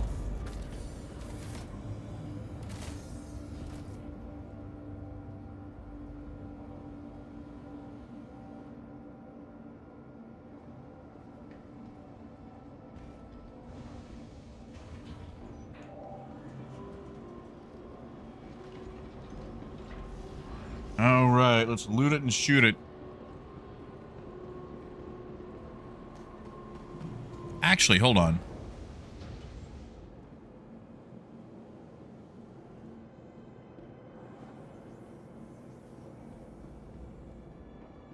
There's got to be a storage locker I can dump the stuff in, right?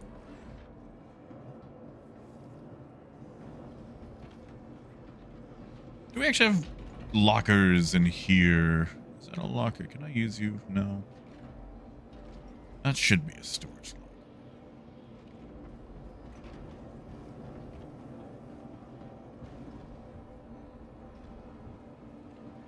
Yeah. Can I use this while Parker's using it?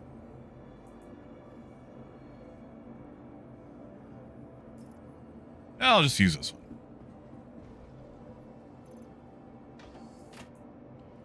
Don't need that, don't need that, don't need that, or that.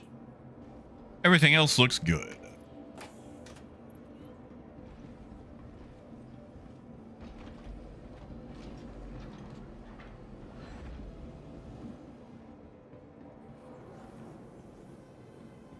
All right, let's do it.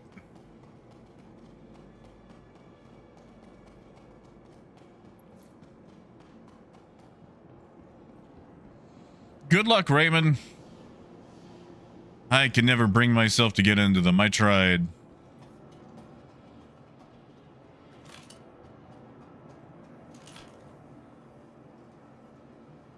I tried. Nothing wrong with them, just not my style.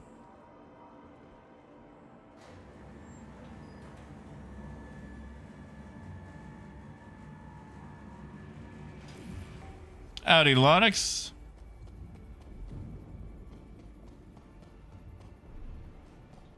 Coyote would probably be horrendous.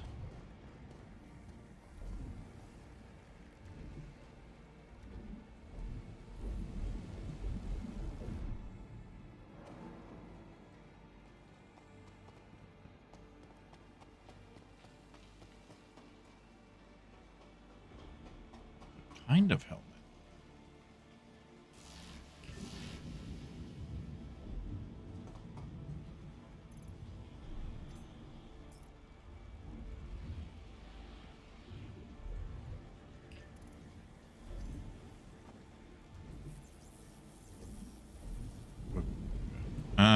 Yeah, you know what?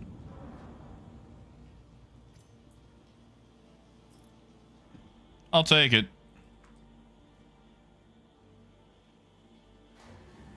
They did, Onyx. They said it was going to be after launch. So I've got years.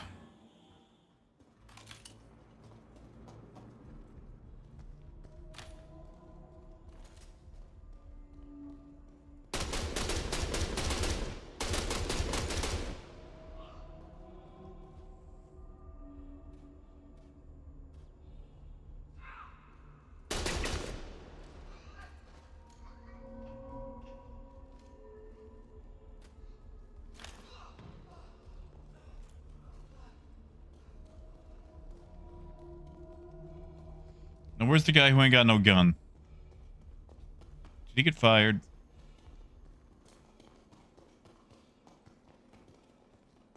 Poor guy.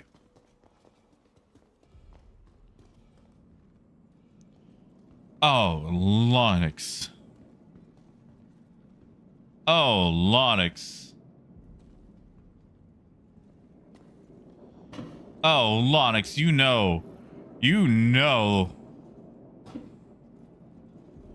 Listen, if Star Citizen has one thing in common with me in high school, you know they can never set a date.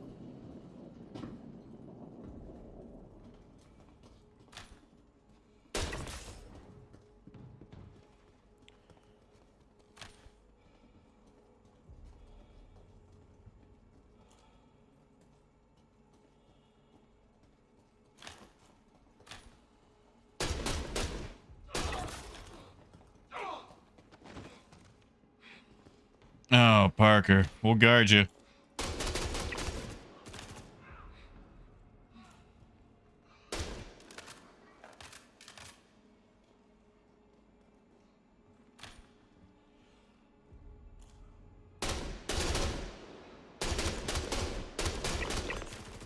I mean, shoot.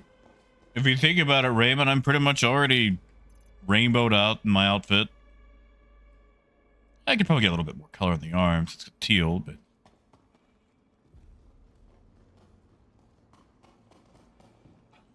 Hey, Jewel, it has been a hot minute.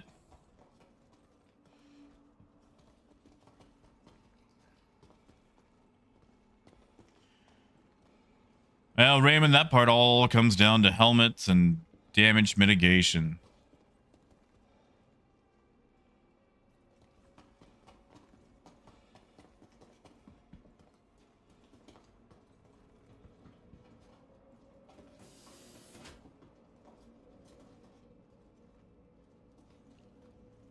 All right. I'll just wait for Parker right here.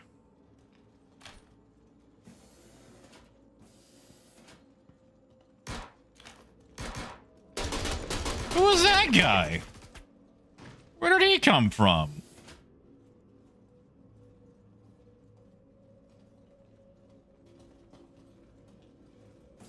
Did I see him? Was he?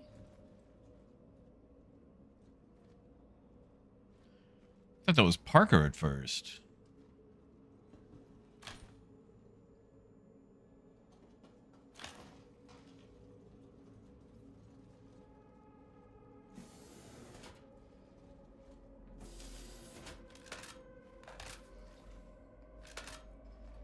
Might as well repool while we wait.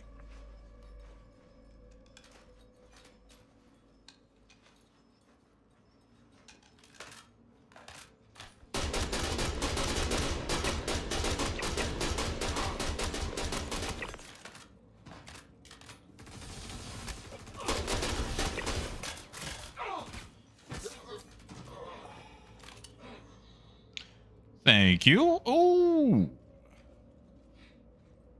What are you gonna have on you?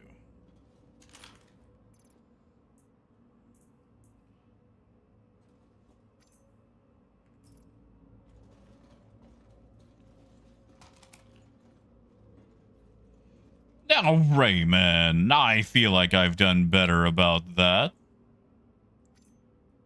I'm gonna need an E-mod. My gallant.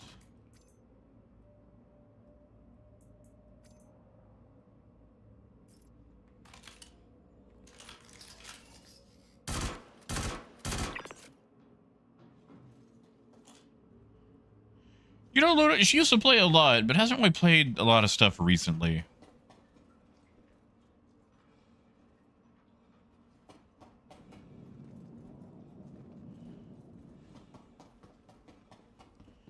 She tried out Humankind a little bit of Cyberpunk.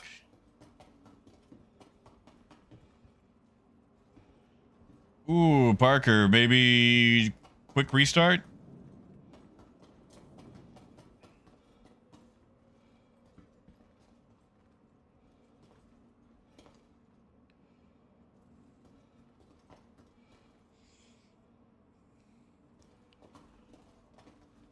I'll admit, she's mostly a Nintendo person. Which I try not to hold against her. It's fun to make fun of her for it.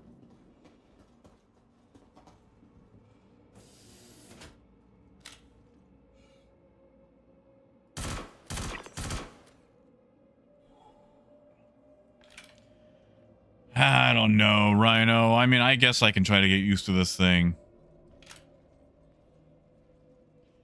Like I said, I need that stabilizer. You're fine, Dragnos. Parker had a bit of a connection issue.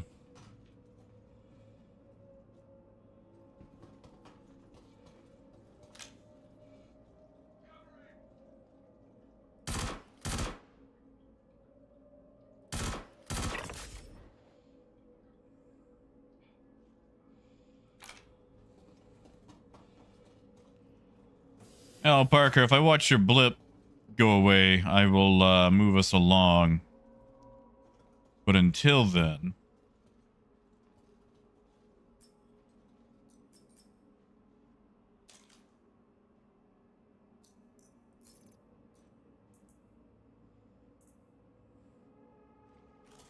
Man, why can't that be armor? That's a cool jacket. You know, I might just take that jacket.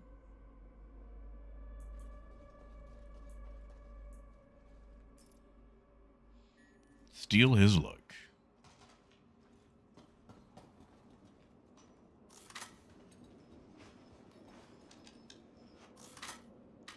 Oh yeah, she is. Doesn't play as much as I do. It's had a few more horror stories. You know those people that try to mix their own system into D&D? And they make it obviously worse, but they think they're super smart. Or God forbid, they go, hey, let's put our own real world stats into D&D. And they give themselves like an 18 or 20 in intelligence because obviously they think they're super smart. I've had to play with a lot of people like that.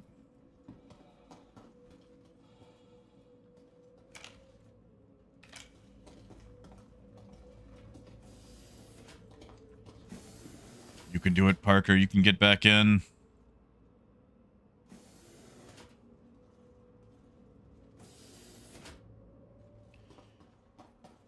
One of these guys probably had a... No, he didn't.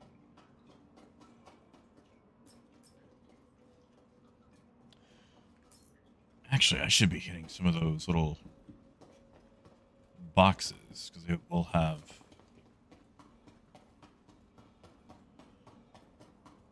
Ah, Parker, I'm sorry. Would Hotfix allow you... I mean, you could try it. See if you could log in from Hotfix. It might work.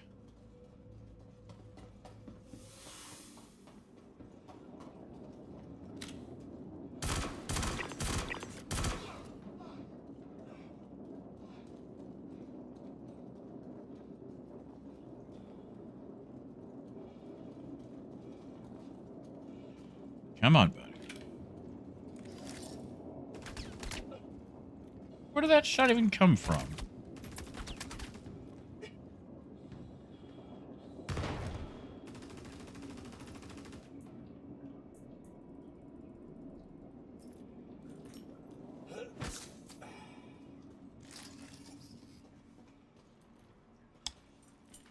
Oh, this is fun.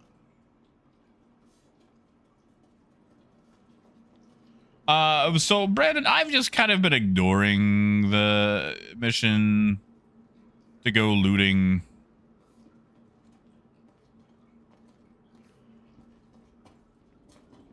And sadly, Parker got disconnected, so we're kind of moving very slowly.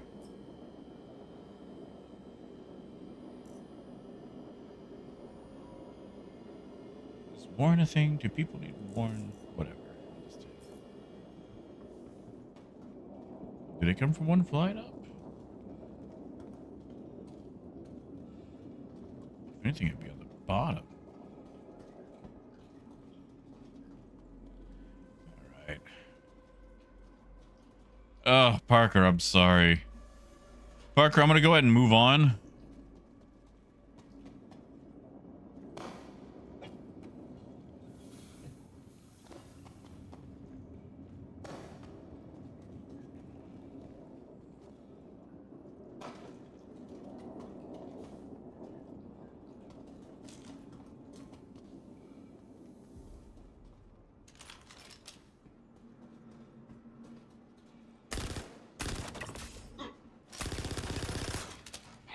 Huh, talk about recoil.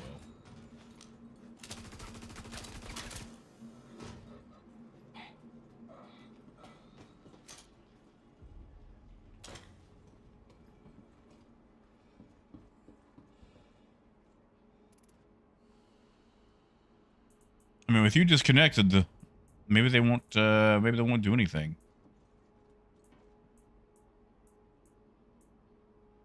Maybe.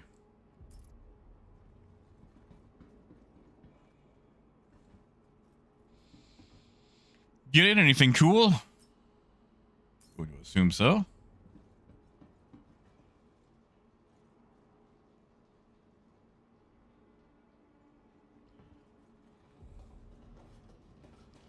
I mean, Raymond, you can't be good at everything.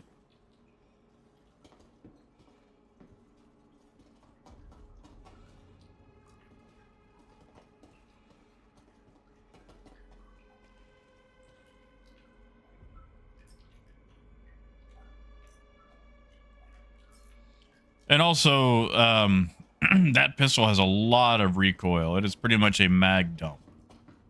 You mag dump on one person with it, and that's it. That's your day.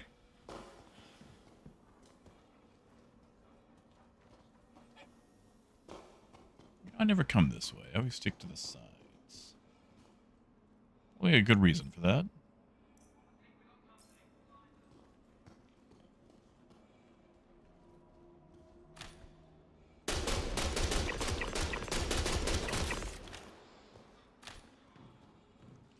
You know, Raymond, that's how it is in real life, too. Halfway decent with a rifle in real life. Trash with a handgun.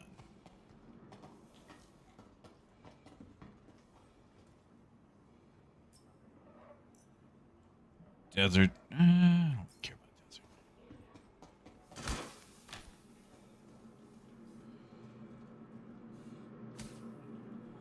Can you get a compensator for the LH-86?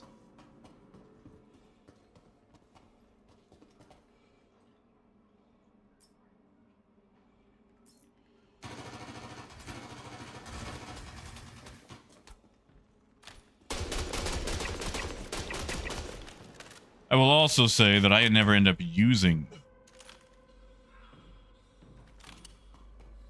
my pistol.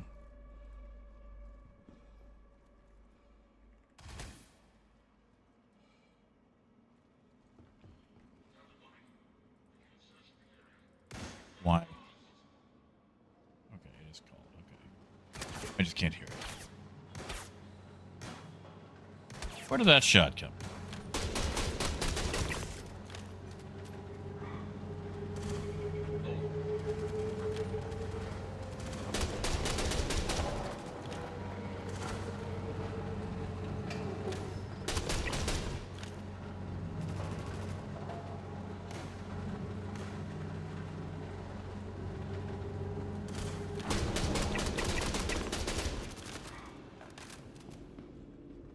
Time to go.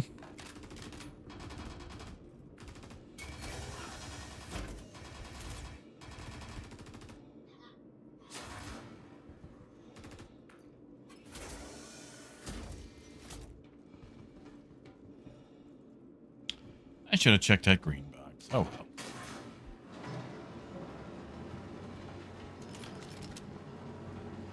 Yeah, can you? Oh, what is that? You can. You can. Man, I should totally do that.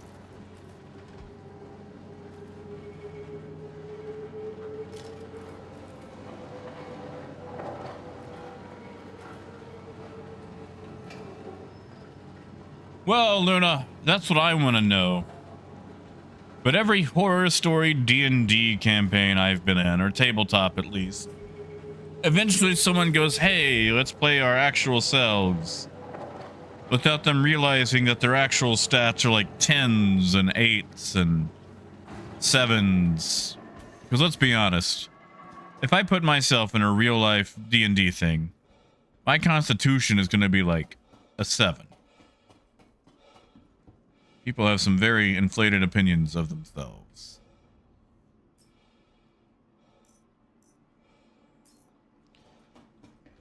You've got the guy who's like, you know, oh, my intelligence would be an 18. It's like, would it though? It's like, you realize that in D&D 10 to 12 represents pretty much the range of humanity.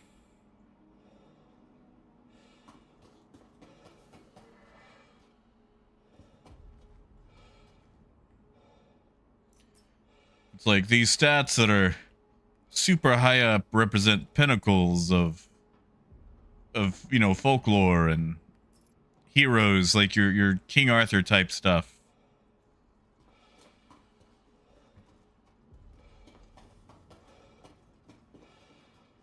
Parker, any luck at all? I'll take the elevator back down and try to hang.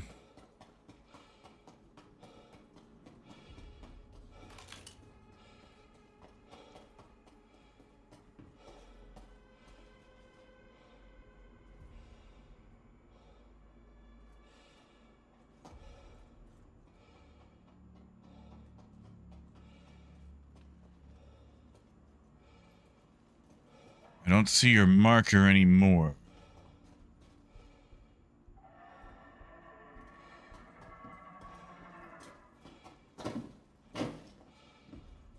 I am sorry about that. Box.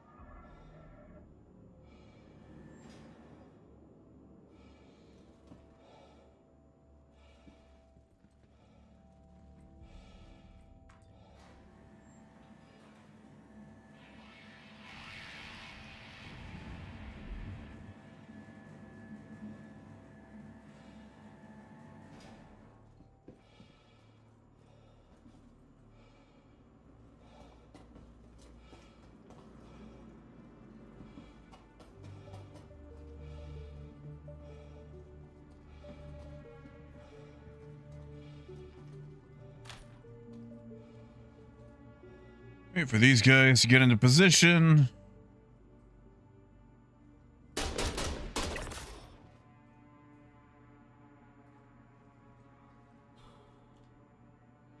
Wish you could mark stuff like in Helldivers. Like enemy there, or check that out, or something interesting.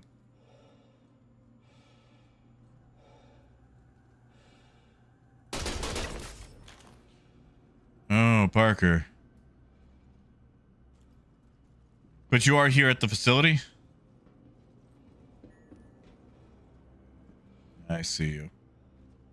Tell you what, Parker, tell you what, if you can rush the elevator, we should be able to, is it a one-way?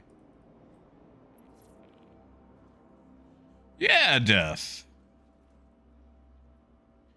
Oh no, I jumped down that thing, didn't I? Can we climb that? I mean, Parker, if you want to try to rush to catch up to us, we can take it nice and slow. I'm looking for an EMOD stabilizer anyway. Stuck in bed. Oh, that's why. Well, we seem to have ourselves a minute.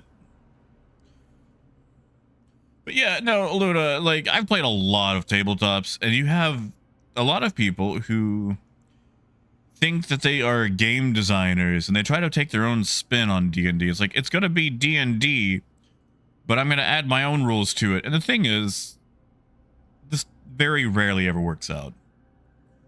Dungeons and Dragons is not even that well of a designed tabletop game, and they've been at it for, what, 50, 60 years? And some people think they could just come in, add some extra stuff to it, and they think it's going to be amazing, and it's not. Very rarely does it ever work out. In fact, I've never seen it work out. I'm sure it has, just never in a place that I've witnessed.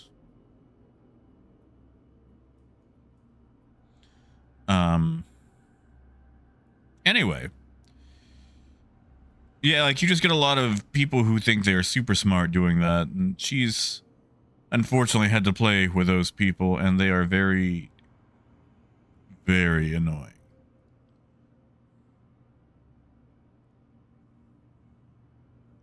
Yeah, Death. Like, the D20 system that D&D uses is already stacked with so many rules.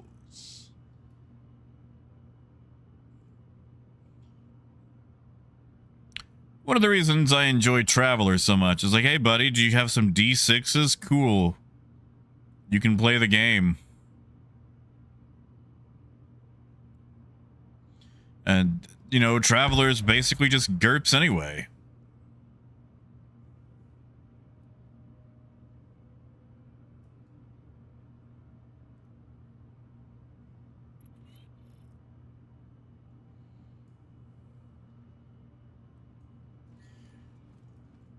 Yeah, but Pathfinder is basically 3.75.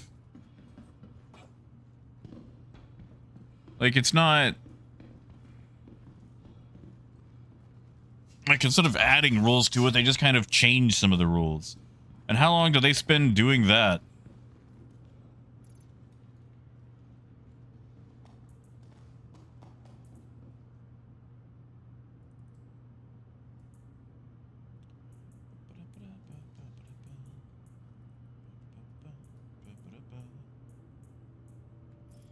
Check that other box. It was in there since I went on a little rant.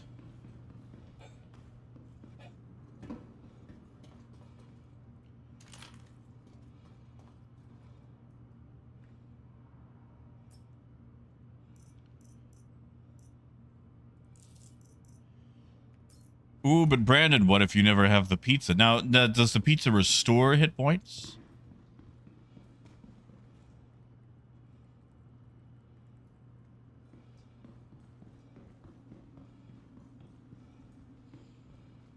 That's the other thing, too. You have to figure out how much the pizza is actually affecting things.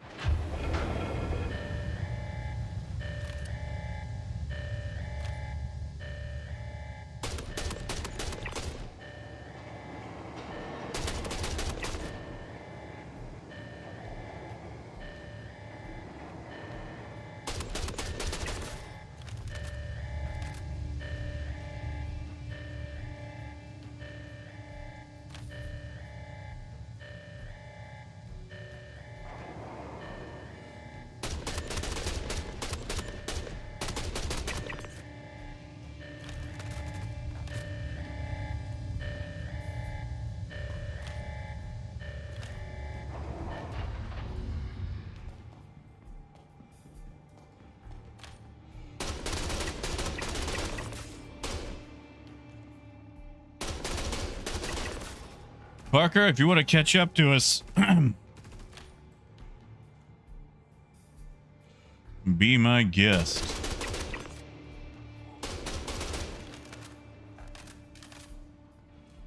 I am sorry, though. I really am.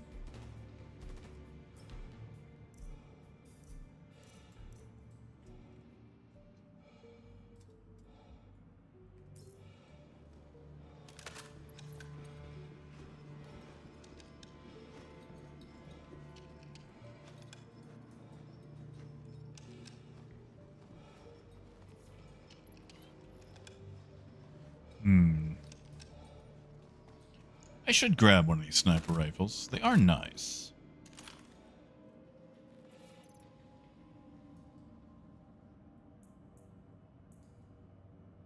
Where's my gallant?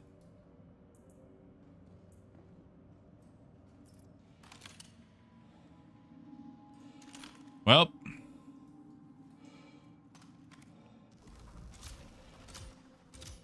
Guess I'm taking one of these anyway, since I lost my gallant.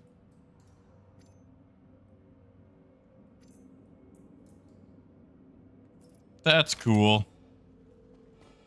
I wasn't having a slow attachment to that gun anyway. Oh yeah, Brandon. Kind of slow with it right now since I've been working on other things.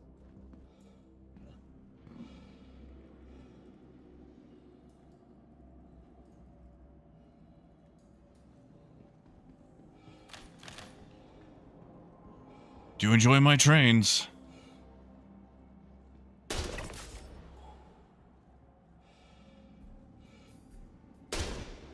Oh, come on. How was that not connecting?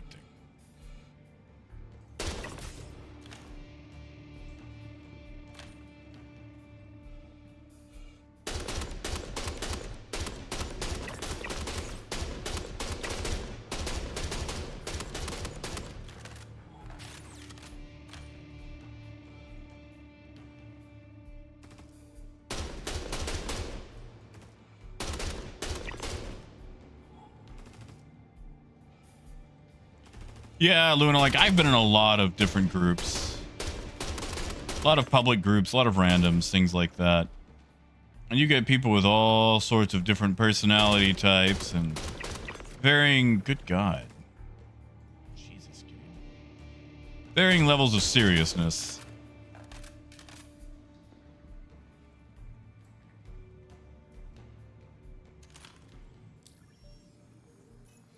You've got people that either want to just derail the campaign completely, or at least derail whatever that's going on.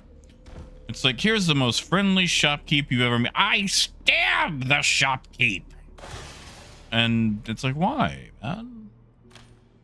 It's like, it's what my character would do. It's like, buddy, this is a...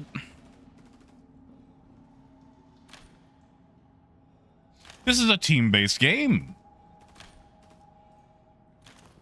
Like, it's already a social game aimed at people who generally have social anxiety. Like, and you're telling me you want to take this precious rarity of getting a game together? And, you know, just sabotage everything for everybody? Like, is this why you don't have friends?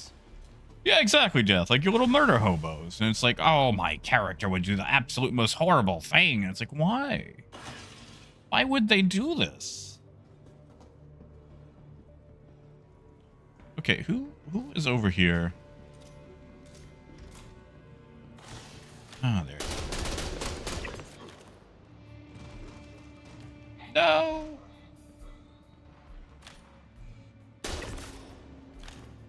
But, like, you know, you have the people that try to make everything a joke. Like, you'll be in a serious situation and, you know, there's always moments of levity to decrease the heaviness of something going on. Yes, always bring that to the table. But sometimes you just have the person who's like, who can't not stop joking.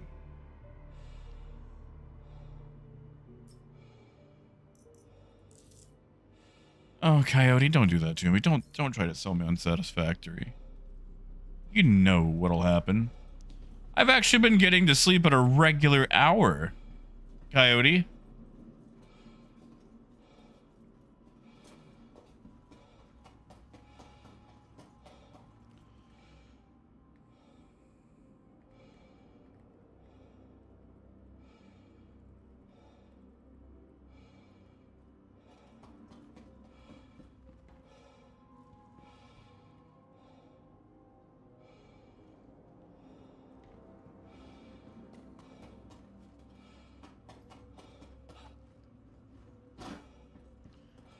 Or you get the people who try to like insert their weird fetishes into like their D&D game. And you know, like I shouldn't say weird. Like I'm not going to shame anybody. It's just like for some reason they really seem to be about inserting it into either the character or if it's the DM, like the world they're running. And seen that a time or two.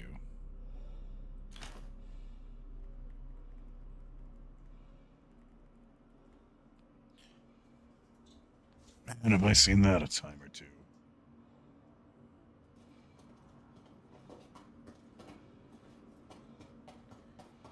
Or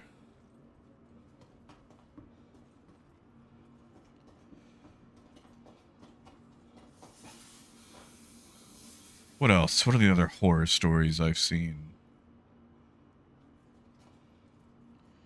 Yeah, Coyote, and sometimes that's just called the Bard, which, I mean, that's their character trope. But you also have the person who does that for everything, and they also make the entire game about them, and they spend the whole time making everything shine on them. So Onyx, I had an acquaintance who ran a game, and in his world, or at least the region or country we were in, women were basically like property, like slaves, and the dresses they wore color coded depending on how valuable they were. And it's like if they were wearing white, they were highly sought after because they were all virgins and whatnot, and basically just like buying and selling his property.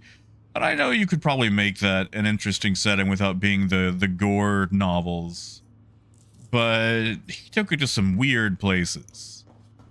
Because like we had two characters in the group who were women, one of them being played by a woman. It's like, okay, so how do we explain her walking and talking around and whatnot? It's like, oh, you'll have to hide her and stuff. You know, Gideon, I'm not entirely sure I want to get into that on stream. Death, surprisingly enough, no. But I've seen a lot of people give other folks chances who probably did. Listen, man, anyone out there who thinks that they are undateable or can never get a significant other, let me just tell you this right now. Without even knowing you, I have met people far worse off than you personality-wise, and they have bagged multiple people, both dating-wise and in other capacities. So believe me, you have a chance. You have an opportunity. You just might not be fishing in the right areas, but I guarantee you, I have met worse people than you that have not been lonely.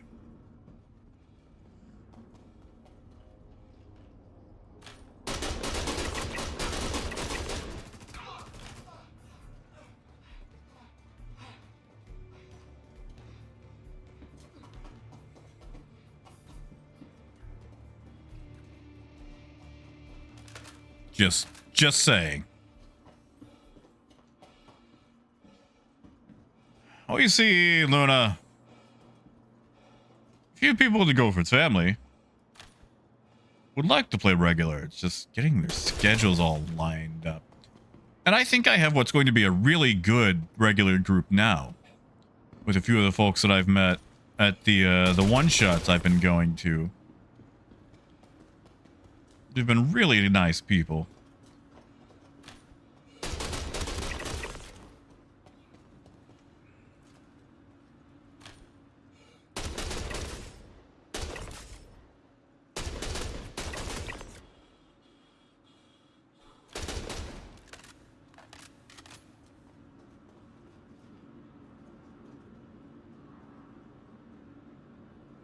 See, Coyote, not only is that fun, I feel like that's a nice in-universe way to keep a bard in check.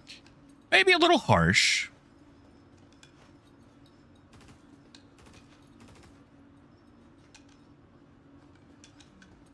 Ooh, Raymond. You know, I've never actually had a radiator. We don't really get those around here. Or at least not in my neck of the woods. Good job, Gideon.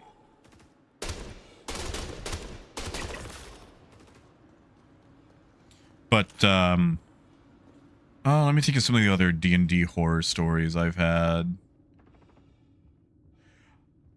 I was a DM once, and I got kicked out of this dude's house by his wife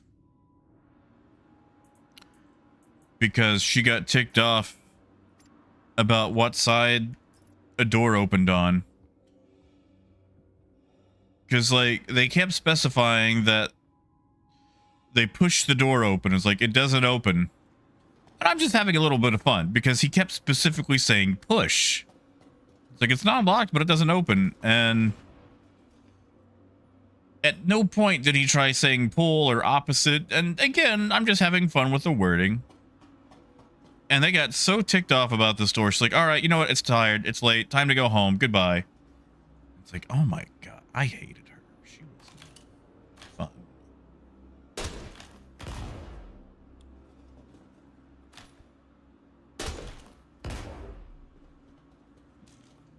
It's like, I knew this guy previously, and like once he got married, it was like, oh, your entire social life has died, huh? Okay. Cool.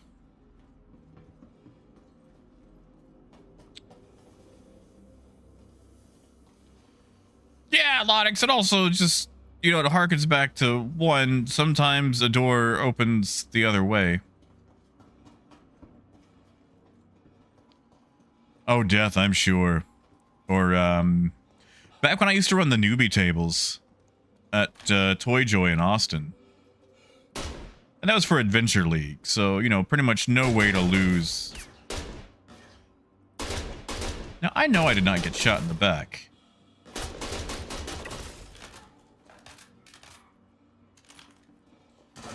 I did have this one kid. I say kid, you know, he was teenager, young adult, whatever, like maybe like 20, who was very disruptive. Very, it's like you're talking to the NPC. It's like I slaughter the NPC.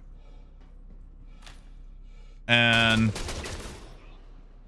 obviously it's kind of hard to forward or progress an Adventure League pretty cut and dry plot.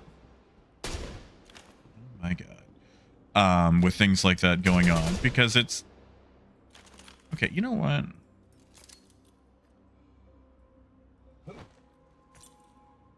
Have a potato. That potato went too far.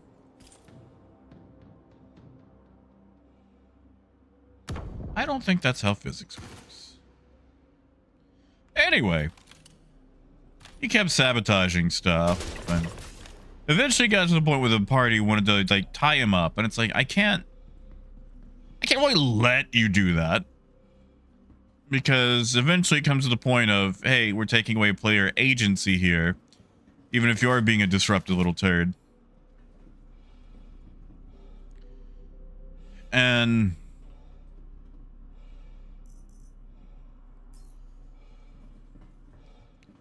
he kept coming back and doing the exact same thing. And like I had to finally take him aside, like, hey, listen, I know you're having fun with this 9334, but it's ruining a lot of stuff for other people.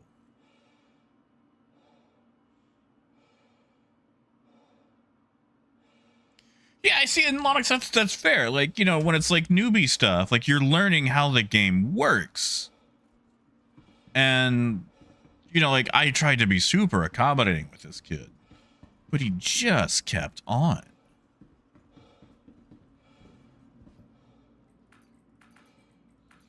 And I mean, like, for like 2 months, once a week. Access granted.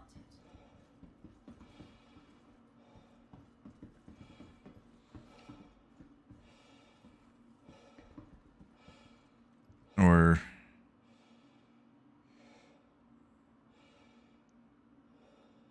like you've got the people that get like super racist in D&D and they think it's funny because it's D&D, but you can tell that they have clearly They clearly have other biases in real life that they're using D&D to express their opinion without being called on it.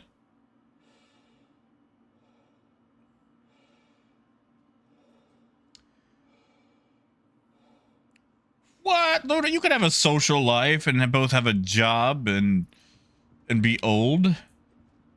Good call. Good call, Gideon.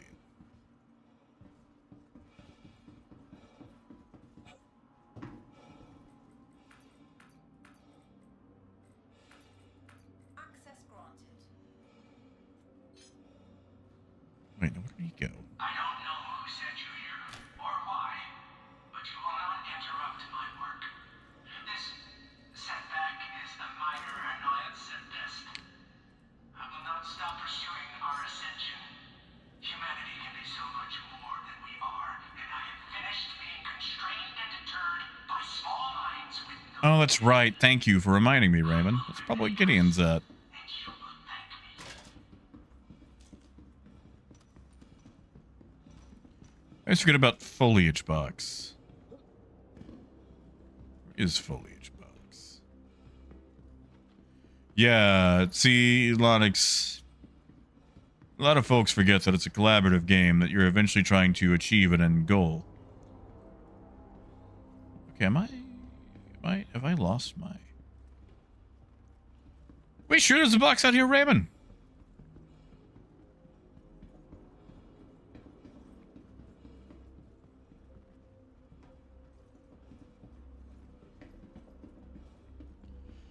Yeah, see, Coyote. Oh, God. I told you guys about the 3 paladins, right?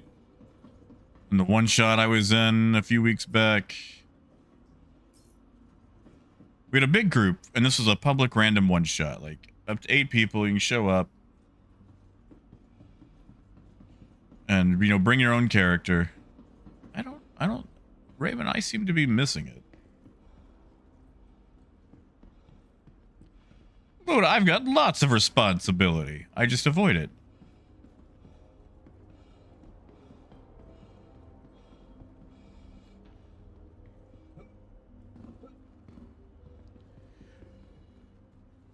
No, I know. Family's cool and all. I just, you know my feelings on family. My feelings on family are well known. Also, I just really didn't like her. Access granted. Alright, let's get out of here, Gideon. Let's keep moving. But no, so I'm at this, where we're doing this one shot. Hey, you're good, Raymond.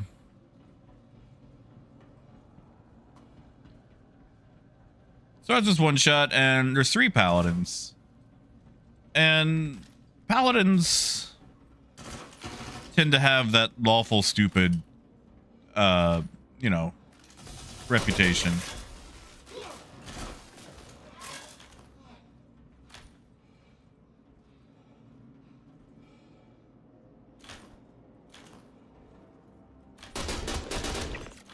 So anyway, these 3 really put the stupid in lawful stupid.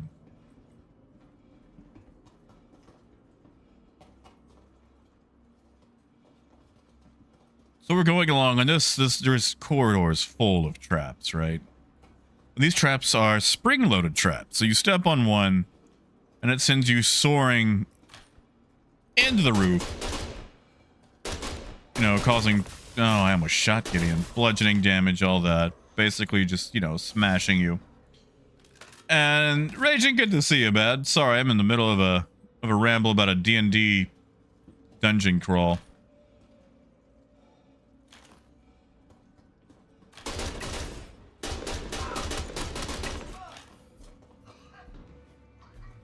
So anyway, we've got a rogue, and we've got a fairly balanced party. I'm like, oh, nice, balanced party. This will be cool. We can, you know, let everybody shine, do their different character stuff. And I'm playing a diviner wizard. Not that it really matters for the story, but...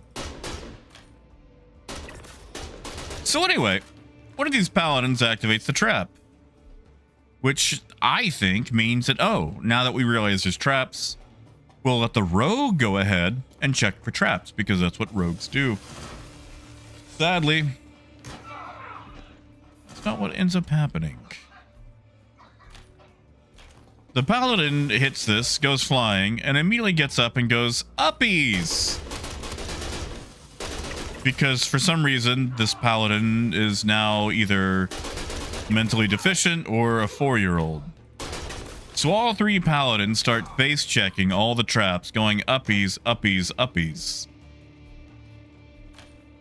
And even though the DM starts increasing the damage, they keep going uppies. And it becomes a nightmare because they're just draining health, sir.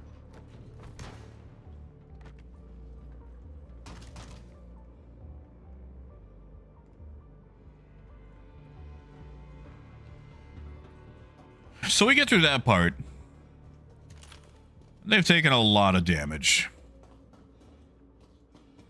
And we're in this vampire's mansion, all right? And we get to the kitchen.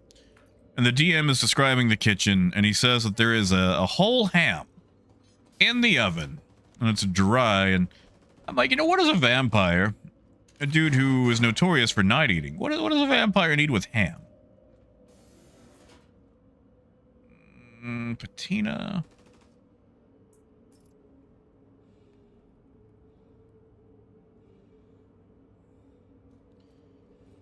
So anyway, as soon as food is mentioned, their entire language becomes ham. Like ham? Ham! Ham! And they just keep speaking in ham. In meat speak.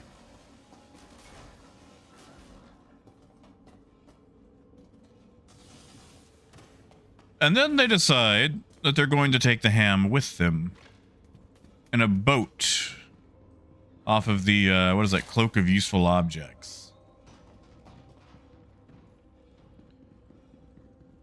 And they're just wasting so much time with this. Why am I not firing? Why does this happen every time?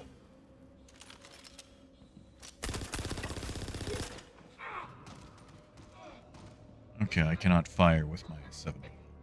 Pulling the trigger, and nothing is happening. See if we can fix that.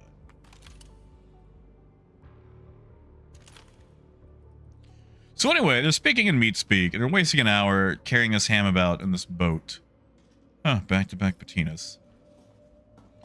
And it's like, can we please, God, move this along? This is so idiotic. They find the dining room, and I don't even think they ate the stupid ham. But it was just a real... Oh, now we're fine.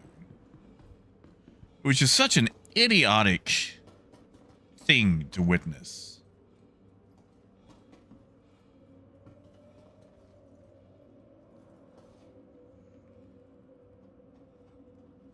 It just wasted so much time, and really, they invalidated just about every other sneak character in the party. Like, Rogue didn't get to check for traps because they're just face checking it, using their HP to get through. And eventually, they started, or the DM started upping the damage. So it's like, this is deadly now. And they're just like, uppies! It's like, oh, why are you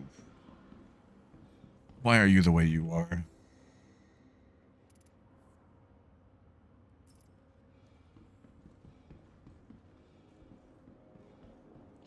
Hey, DPT. The DM and I make jokes about that all the time. Because, like, it's a public game. You pay, like, $5 for a ticket. It's at the board game cafe that I like to go to.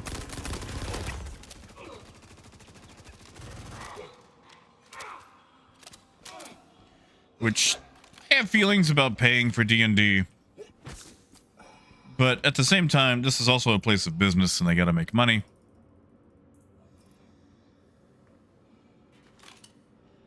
Oh, Parker, we're talking about D&D.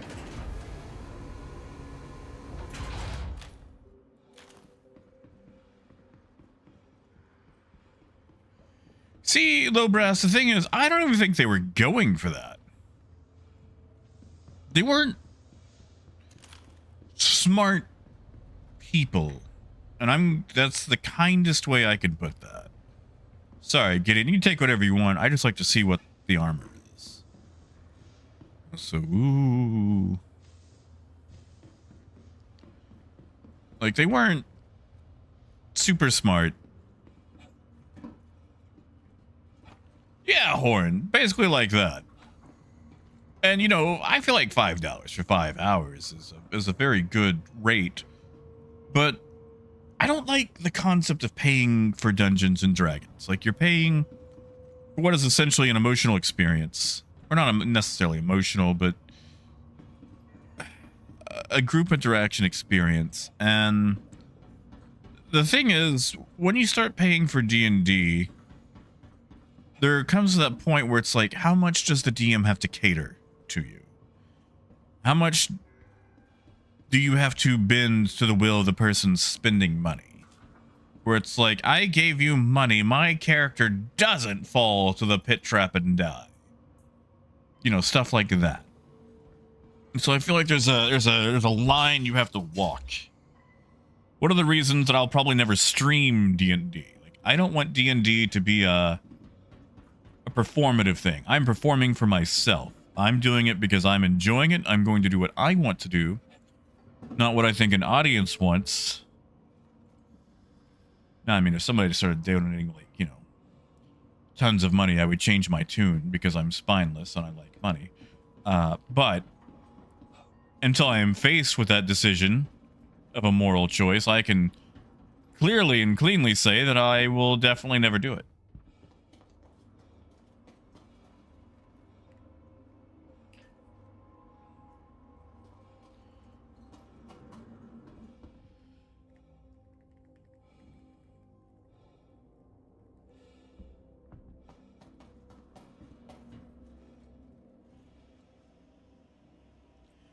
Negative low brass. I have not.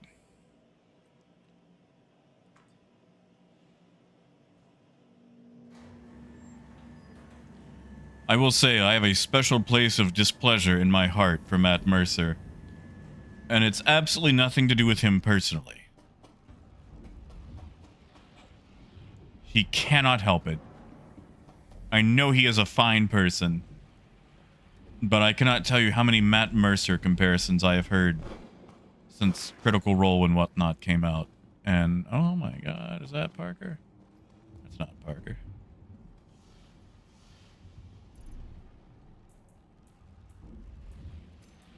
Here, have a red helmet.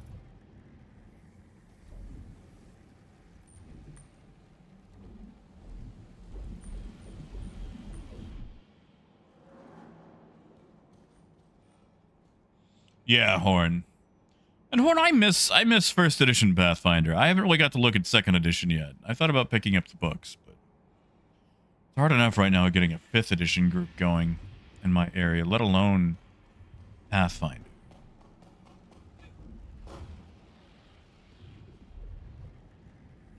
Oh, chaos. Yes. 100%. Yes. Like, okay, all right. Let me explain why. Like I said, I used to run some of the newbie tables back in the day in Austin, and the thing is, like, you'd have so many people who showed up all starry-eyed, and you know, it's like, wow, I want to play D&D just like a Critical Role, and you know, they'd show up with a concept of a character, and it would be suspiciously close to a character from Critical Role, but you know, whatever, screw it. When it's your first time role-playing, and you have no idea what to do, what do? You ape the stuff that you like. I mean, all creativity is theft of some other creativity anyway. But You know, they show up and they realize that we don't have these like $800 tables with fog machines and amazing dioramas of all these environments and super cool, you know, character figurines. Like, you know, our characters are basically hold on.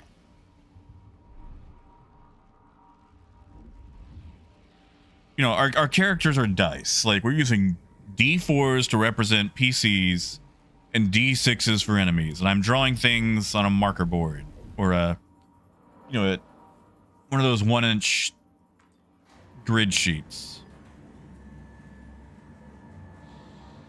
And they realize that the production value of most of your home games is about $20 and not the production value of a multi-million-dollar industry. And you see their eyes go crestfallen, and they realize that not everyone at the table is a voice actor. I mean, let's be honest, I have maybe 5 voices in me, and you can clearly tell. Oh, Parker, I'm so sorry. And you can tell the voice is from the same person, you know? Like, I'm sorry, but Matt Mercer, I am not.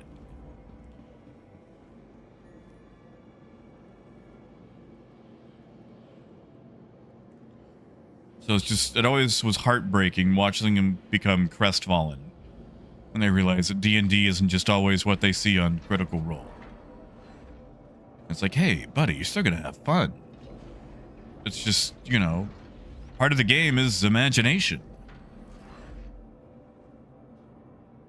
Yeah, see, that's the thing, though. Like, I have nothing personally against Matt Mercer. Like, you know, obviously he's an excellent DM. Dude has built an entire industry.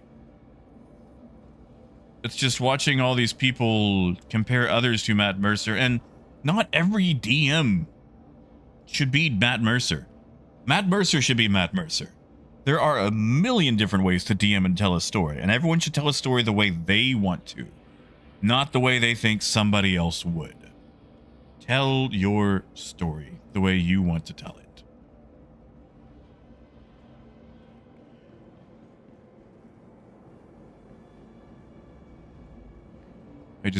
People who are interested in D&D, who have heard Critical Role, I just need you to understand that other people will not be Matt Mercer, and that's fine. You know, Rage and I have not. I wouldn't mind trying it out. Yeah, see, Chaos, like, I love collecting minis, I love collecting dice, I love buying books.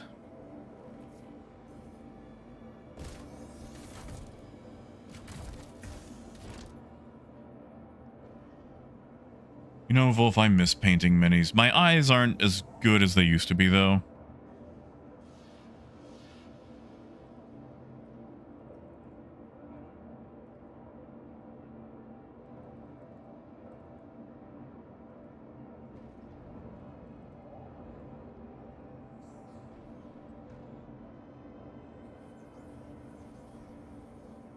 Engines are on. Take off. Ah, Horn. Okay, see, Horn, I've never actually watched Brennan Mulligan DM a game. I know him from all of his other stuff. And I enjoy him as both a person and an actor. But I feel like if I got into watching his D&D related stuff, I would feel the exact same way.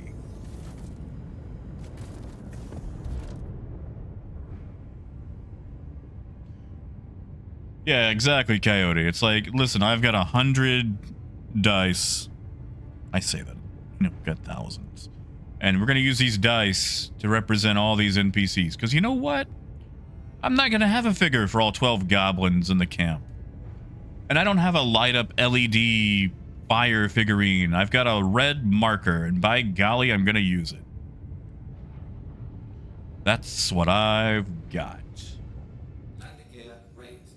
And yes, every character is going to have a slightly different voice. I will do you that service at least. And sometimes, if we're fighting a big baddie, there might be some music playing very lowly at a reasonable level. Shields off.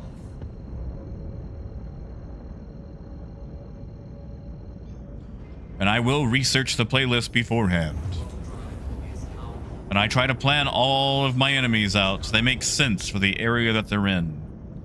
I'm not just gonna pool like an aboleth and like 3 bandits and maybe a scarecrow together.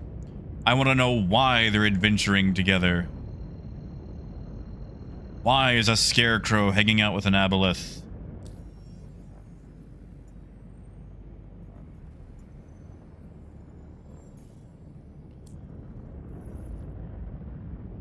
Horn, is that for bad dice? Because if it is, I actually tell my dice that it's okay, because they can't roll well all the time. And I still respect them. So I'm going to give them time to rest up and get better.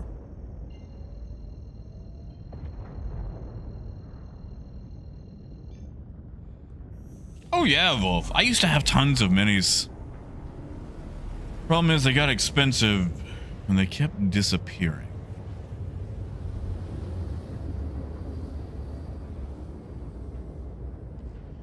I would like to play more though. I would definitely like to play more.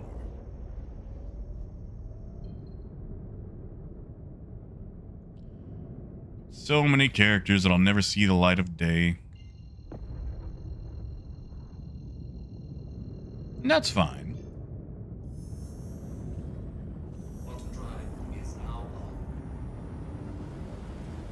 Tell you who I do enjoy listening to though, Crit Crab. Mostly just all the, you know, horror stories from various tabletops.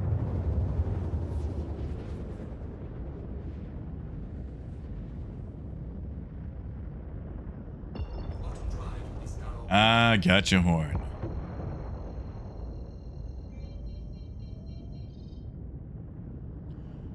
No, Raymond, they're all... There's Parker. And I can't... Yeah, see, Gideon's right there. I still have the mission. I haven't abandoned it yet.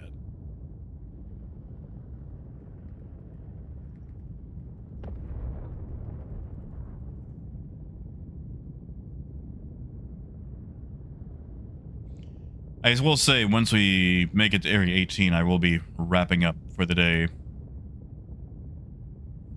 Since I have to go play Taxi.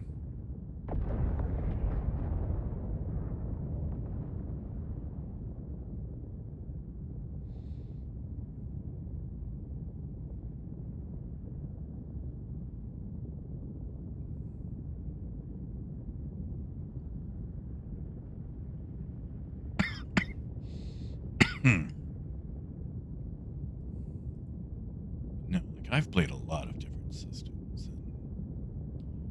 Aside from 1 or 2 of them, I have loved them all. Yeah, Parker. You know, I've still got that that Elysium at Bueno Ravine I need to sell off. Like, it's stored, it's safe. I just need to make it on the ground and hit the button a few times. Low brass, I'm hoping it is the opposite of Crazy Taxi.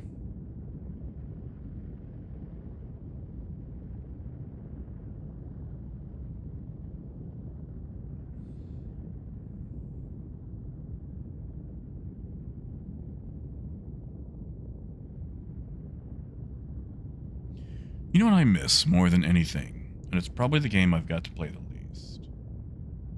Traveler. I miss Traveler so much. I would play Traveler in a heartbeat if offered. I need to get my books back.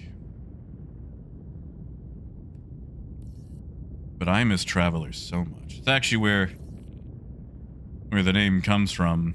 Jack Axton. It's my first character in Traveler. And man, we got to play a single session, but let me tell you about being a starry-eyed newbie, thinking of what adventures awaited for my character.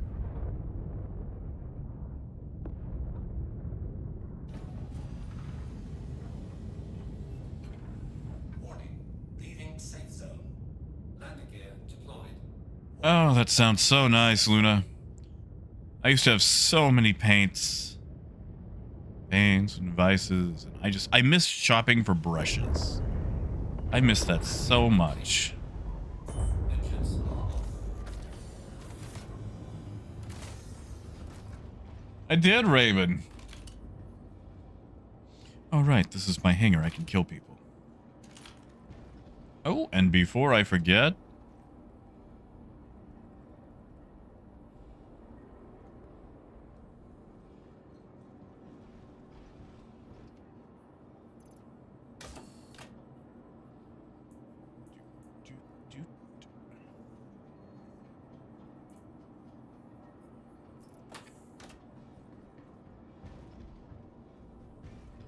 empty this stuff, then come back for my max lift.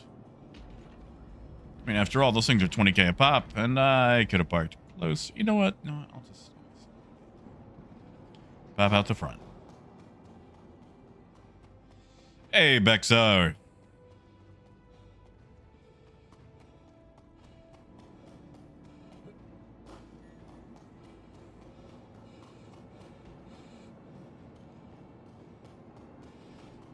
Yeah, like I'm in this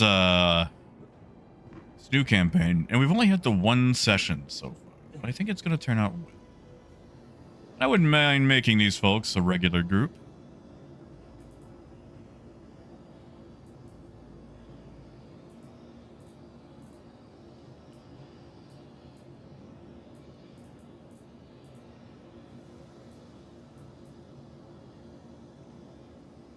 Yeah, that's enough.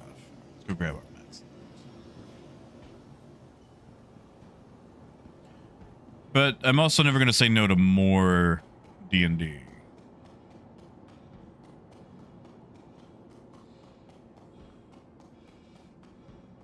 I'm going to do that one problem game. I think things are about to resolve themselves.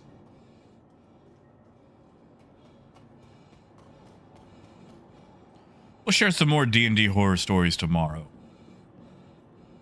Maybe not horror, just bad.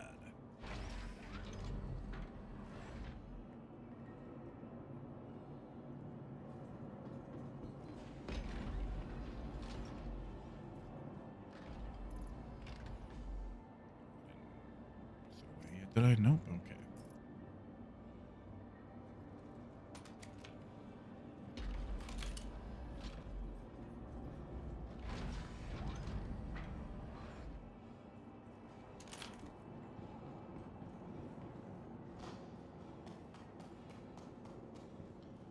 That's it, low brass. That's it.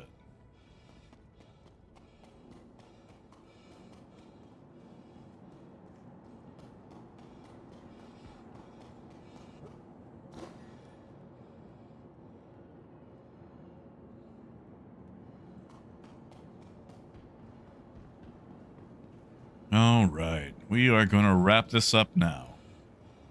I realize that I have a tier 3 chest wound. Yeah, we'll solve that tomorrow.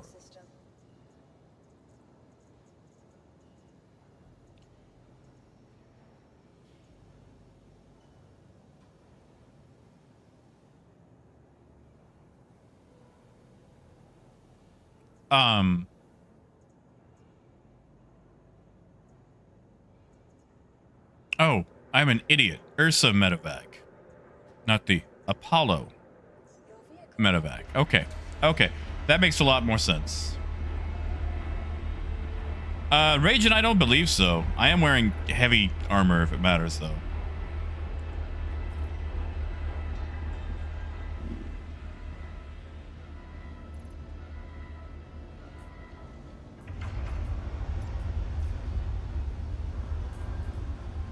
I have a steak. You know what? I'll just go shop for one later.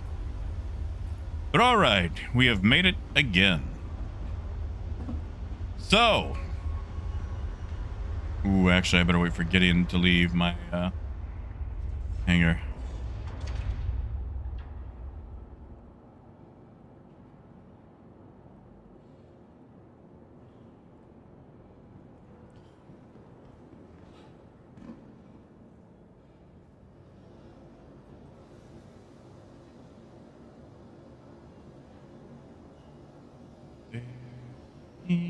goes.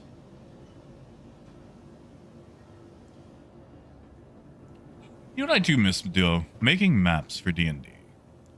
We should have another stream of that one day. I do miss using, oh gosh, what is that program? Dungeon Alchemist. But alright.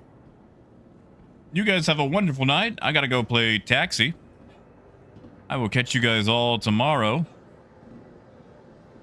So have a wonderful night. Take care of yourselves. And until next time, keep on trucking.